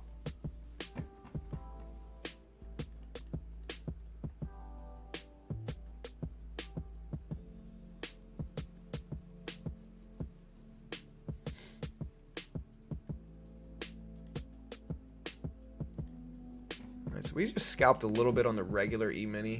I'm putting this up. We've already taken some profit off. We're up about $35 on the rest. Take a little bit off at the bottom here, though. There we go. Take a little bit more off there, lock it in as we break down. We got one little contract left. We'll cut it. We ripped up too fast. So yeah, we're up almost 650 on the day now. But we did short this. I think this is very weak looking. So I want to short the NASDAQ, but I need to bounce back a little bit larger. We'll short that. That's fine. As long as they don't get like a crazy big bounce back, we should be good here. One contract, keeping it light. Take half off there. Give the rest time. Maybe add to it if we break down enough.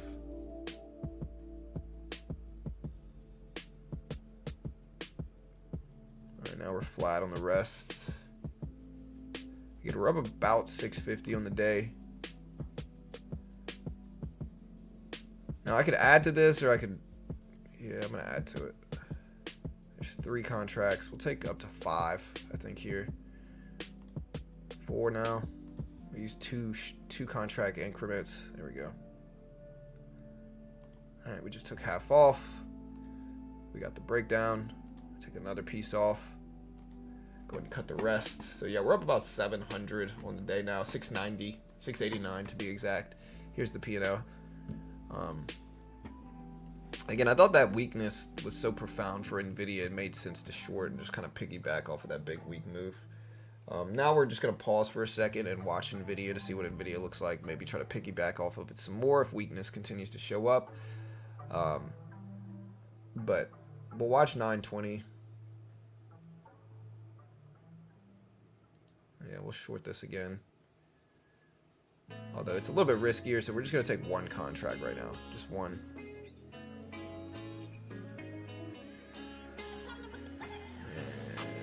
Probably gonna get ready to cut this, and then we'll probably cut this and then re-add to it here. I'm just gonna cut it. Wait, what? Weird. A little bit late to fill that position, but it's all right. Could have held it, but it's all right.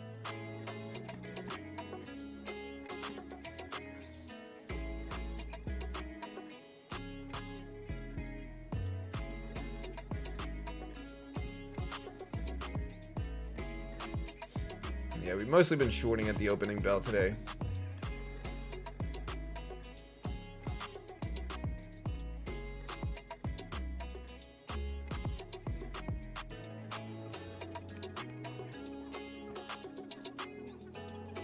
Yeah, there's the breakdown. We could have held our short a little bit longer, but risk-wise, we just wanted to cut it. It's all good.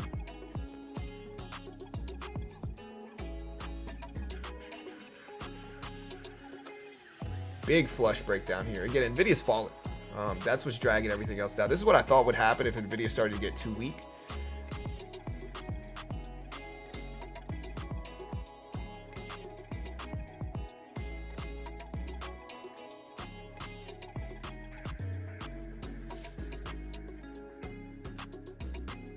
You know, I know the market and the economy are not correlated, but if Nvidia has like a big disastrous fall from grace and drags the stock market down, do you guys think the Fed's going to be more likely to cut rates earlier?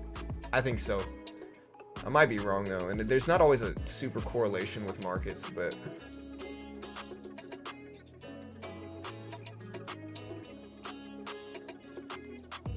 shorting small here. We'll add if we bounce up some more, although it's kind of a risky thing because Nvidia is still dropping, but we'll take 4 contracts or so here, see if we retrace a little bit. Well, 3 will work, I guess. There we go. Boom. Go ahead and get out the rest there. All right, so that's nice. Called the retracement. Nvidia is still cracking lows here, so that might drag this. We might get a quick little burst down and then bounce back. Gold moving up. Gold up to 2,200. Plausibly, yeah. Disney's flying up. Good call, John. Right. Yeah. I mean, I'm out of Disney. I cut it a couple weeks ago, but I was right about my directional. People made fun of me so much for Disney. Disney's one of those really polarized stocks, but yeah. I mean, I wrote it up to like 115s or so. Right, so here's the bounce back. I'm going to short because we're hitting resistance levels here. Try to scale in and maybe up to 4 contracts again. 3. All right, we just took a little bit off just to protect the trade. We're retracing down so quickly that just only makes sense too.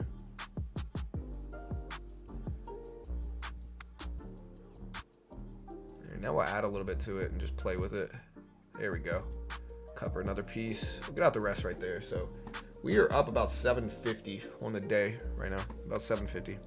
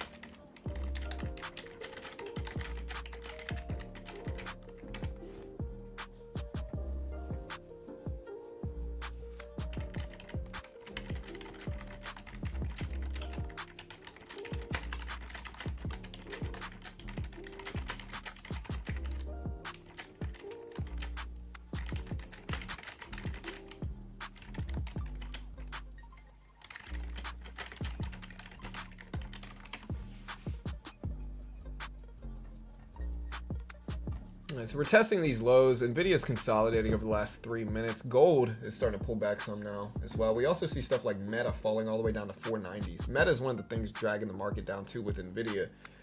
We'll see if Nvidia holds at like 915s, 900.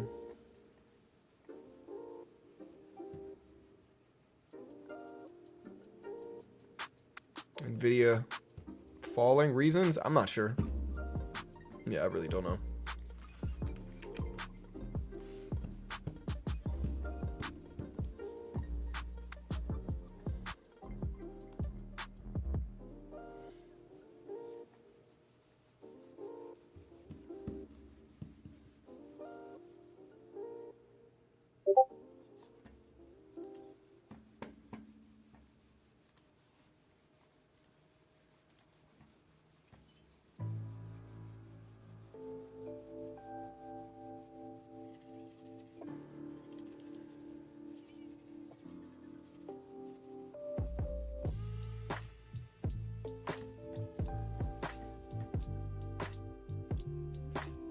All right, a little bitty bounce back here.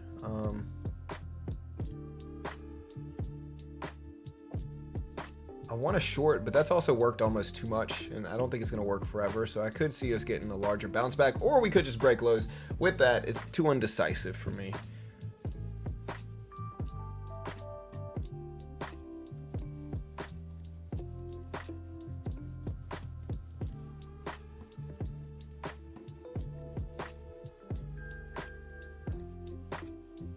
Wow, your stream is way behind. I got Nvidia at 9:15.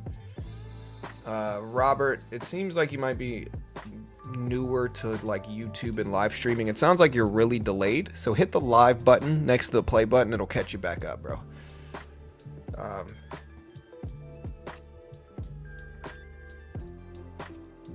You know, if you're delayed, it's on you. You just gotta hit the live button, brother.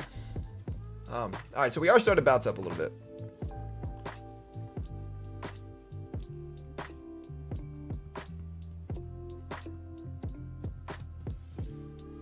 Yeah, I'm looking at when the next Nvidia earnings are going to be, because those were freaking chaotic, man. Next Nvidia earnings.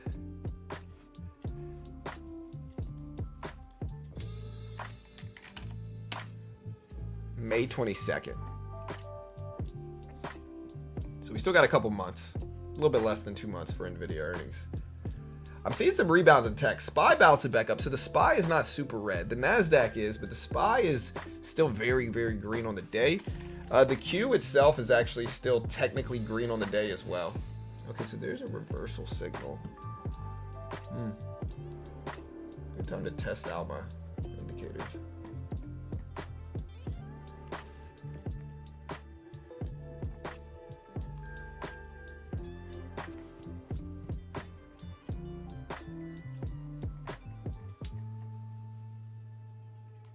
All right, we're going to take a counter trend direction now. It might be wrong, so we're just going to buy some here. Really good morning so far. I don't think we've lost very much at all since the opening bell. So we're going to keep it light. Since it is counter trend, we need smaller size.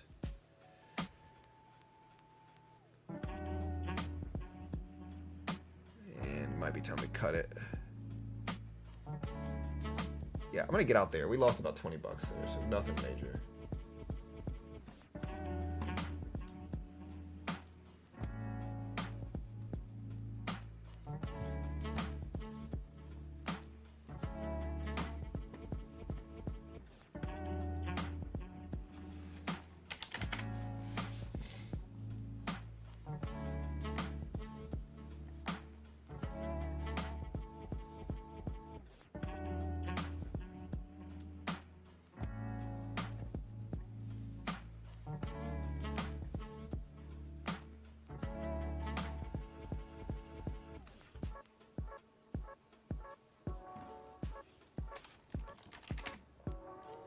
Oh, wow. Apple's up, man. Let me take a little bit more profit here. I didn't realize I was up so much on Apple.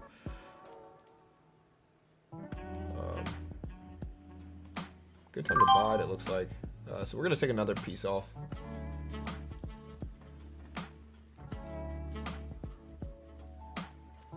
I'm going to start to scale into a reversal signal here. We're flat now. A little risky, but we've got a huge cushion on the day, so it's not going to matter too much. Let's hope we get a big bounce up here. Take some profit into a bounce. There we go. Took half off. There we go. Took another half off. Got a pretty fast retracement back down, but go ahead and lock that in too. So yeah, we're up about almost 800 on the day right now. Here's the P&L so far. Again, we were trading a funded account on Apex. Funded account program. So almost $800. Again, if you want to try Apex, the sale ends today. Use coupon code BT, beginner trading, BT. Again, the 80% off one-day pass ends today. BT will always get you the max discount if you ever want the max discount. Again, you can look at the link in the description. Look at Apple, guys. So Apple is churning up today. So again, we did bought this morning. If you guys remember, we bought like a good bit of Apple this morning. Like we added about 30 or 40 shares to it this morning. And Apple's flying up right now. You love to see it. Somehow we are very green on the day despite all this. I'm going to take a little bit more off as well. Again, we added 30 or 40 shares, so we're just kind of... We're up so much so quickly that I can't help but take a little bit off and then just kind of limit my risk. Take another 10 shares off there. And we'll sit on the rest. We would try to. The reversal idea worked really nicely as well.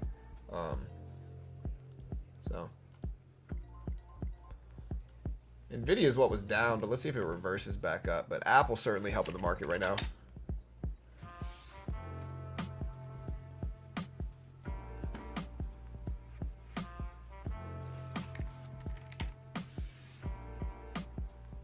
You know, and check out my indicator here. So here's the Q reversal. This is one of the reasons I took the trade. Look at that. So we got the little reversal symbol, and then we got the follow through. Again, this is a script that I developed. AI helped me, but it's a think script for toss. So not bad. We'll see if it continues. Again, there's Nvidia. Apple, again, shining up here.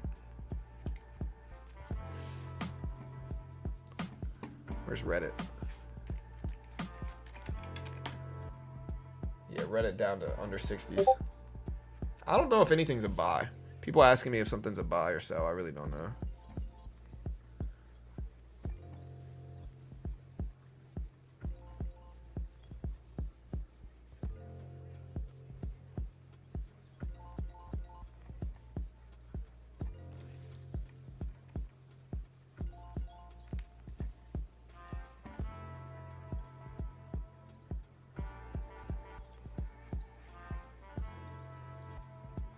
All right, Nvidia back up to 915s.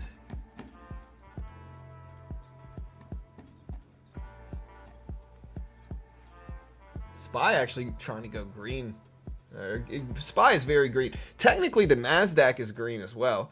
So, you know, we're not like we're super red. I think sometimes bears overplay weakness, and they act like the market is just the weakest it's ever is. A lot of it is confirmation bias because they're making bearish predictions, so they kind of want to, you know, fulfill what they want to happen. But so far the SPY is still very green on the day. The Q is still pretty green on the day. Nvidia is red. Apple is very green, very green. So we're still mostly green in markets, with the only exception being Nvidia, which is still over 900s. I think $900 is a big psychological level for Nvidia. So I think if Nvidia breaks under 910s, 900s, 910s is a little bit less significant, but 900 is a very big milestone level. If Nvidia breaks under 9s, I think that's a bad sign.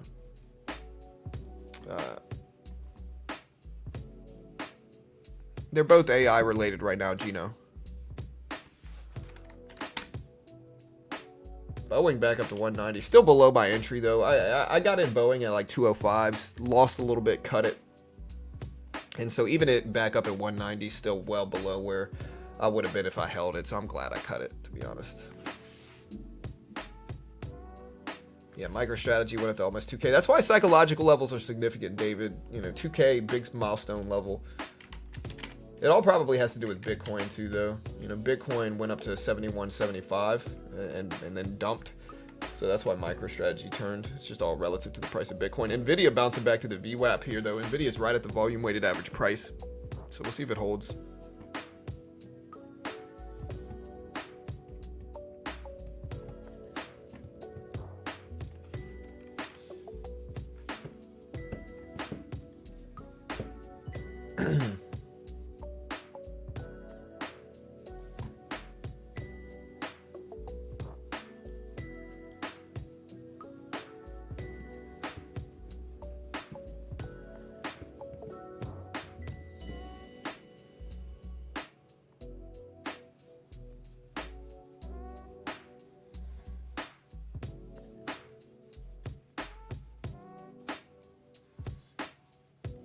People leaving me these weird comments. GameStop is garbage. AMC and Doge X, the only two stonks to own this year. Nvidia is trash and all other pump and dumps. So basically, you're telling me you own AMC and Doge.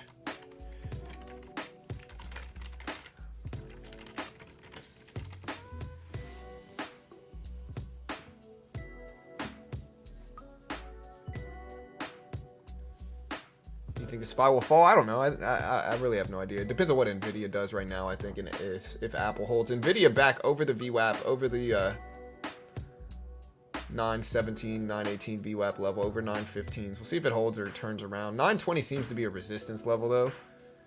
And so we're actually going to short this on the NASDAQ and see if it turns with Nvidia. There we go. Take half off there. Our day trades have been on point today. Get out the rest there, scalp that. We're very close to $800 on the day. We're up 783s to be exact right now, 783s. Took the biggest risks in pre-market, built up a really nice cushion. Got about a 3-to-1 win-loss ratio, but after the opening bell, we've been very consistent. You can see the opening bell happened.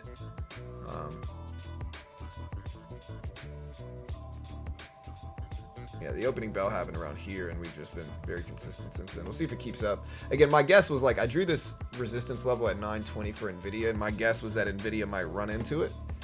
And we did right there, and now you can kind of see that's the short we took on the NASDAQ, assuming it was going to follow it to a certain extent, which it did. Not to say it's going to keep going down, I really don't know, but that was the trade idea that we just did with that little scalp.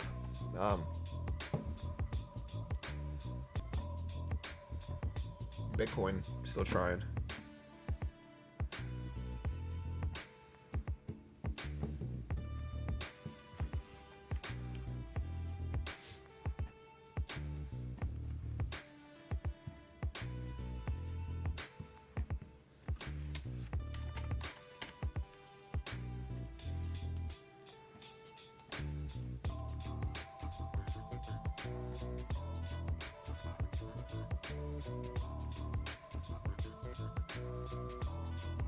So there's the big flush down on Nvidia and the NASDAQ testing lows of the day. Let me make sure. It's not the previous closing price, so it's still got a ways.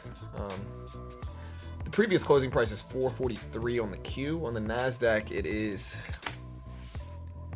closer. It's at 18.4. So we're about to run into the previous closing price here. So I could buy this, I guess. We'll try it. We'll buy this. 2 contracts. A little risky attacking the bottom here, but there we go. Took half off there. Kind of flat on the rest. So we get a larger bounce. There we go. Alright, so we got out. Yeah, trade idea worked.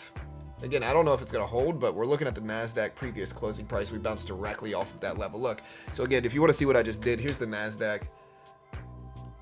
Looking at approaching the previous close, I assumed that we were at least going to get a small bounce, and that's exactly what we got. And so we were able to kind of, you just got to time these very correct if you're going to try to take these type of trades. I don't want anybody to copy me. Again, not an investment professional. I'm not liable if you lose.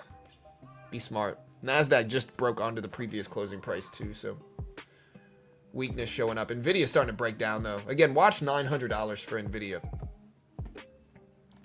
$900 should be a pretty big psychological level right here. So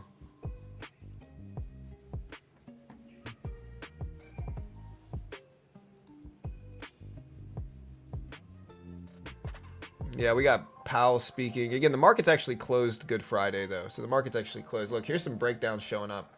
NASDAQ flushing.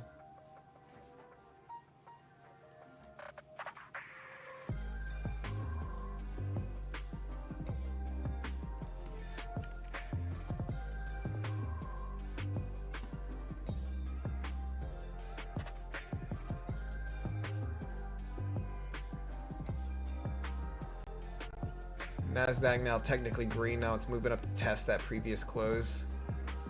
I don't know if I want to short this or not.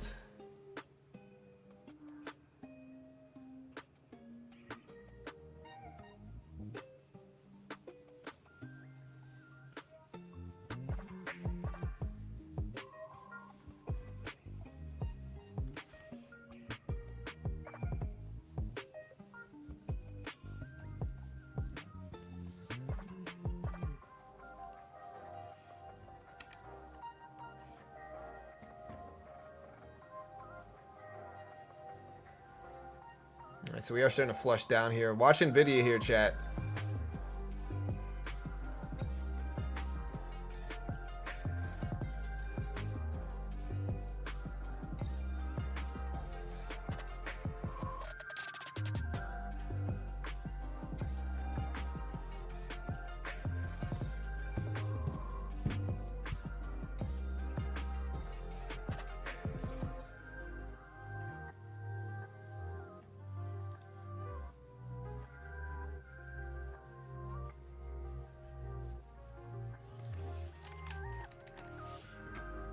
Yeah, I've never seen so many red candles on the Q.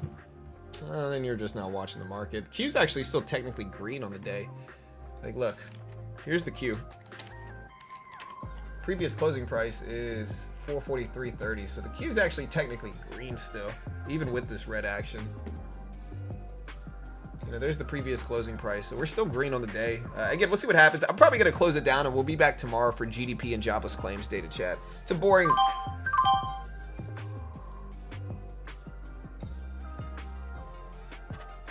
I don't know if Toss is just late giving me the alerts or what.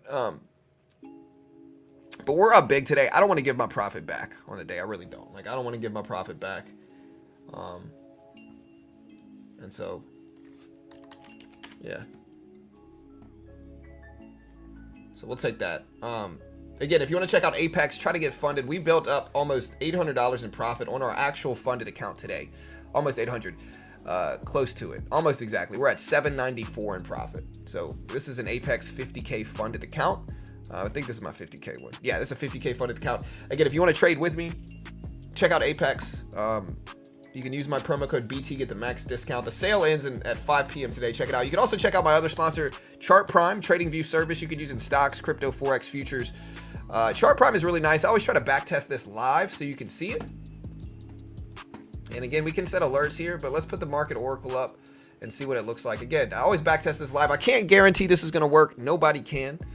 You know, always make your own assessment, trade smart. But again, check it out. I can't fake this also. Like, look at the strong signals, genuinely powerful. Like, look, let's back test these moves. All right, look, strong buy signal, beautiful bounce. And this is a 5-minute chart, so this is like 3 hours of action. So that's one that worked. All right, sell signal here worked. Strong buy signal there worked. Strong sell signal there definitely worked. Buy signal there definitely worked. Sell signal there definitely worked. Strong buy signal there definitely worked. And so again, let's tally this up. All of them worked. So 1, 2, 3, 4, 5, 6, 7. We got to remember this strong one here. 7. You could even say this one didn't work, but I think it did, but we'll say it didn't work. So that's 7. 8, this strong sell signal definitely worked. And look at this one. It called it out like 20 minutes ago, bear action, and we got it. So that's 9. So 1 out of 9, you know, 80-something% accuracy. And again, I can't guarantee you're going to make money. Nobody can. You can use this on anything with a symbol on TradingView, stocks, crypto, forex, futures. There's tons of stuff, screeners, oscillators, back testers. It's like $40 a month as well. Again, they're a sponsor of mine. If you want to help support your boy here on this channel, I'll put the link up. And Yeah, I appreciate the love, guys. Y'all have a great day. Well, again, we will be back tomorrow, guys. Tomorrow, remember here, chat. Tomorrow we do have GDP data and jobless claims data coming out. So GDP data and jobless claims data coming out. Y'all be ready for that. Good luck. And yeah, appreciate the love, guys. I'll see you guys later. Have a great day. Again, tomorrow, big day for markets. Jobless claims, unemployment filings, and GDP data. So again, I'll see you guys later. Y'all be good. Again, I can't guarantee anything. Always make your own assessment. I have no idea what I'm talking about. Remember, might be wildly wrong about everything I say. Do not copy me. Not an investment professional. My channel is called Beginner Trading. Okay. Good luck. I'll see you guys later.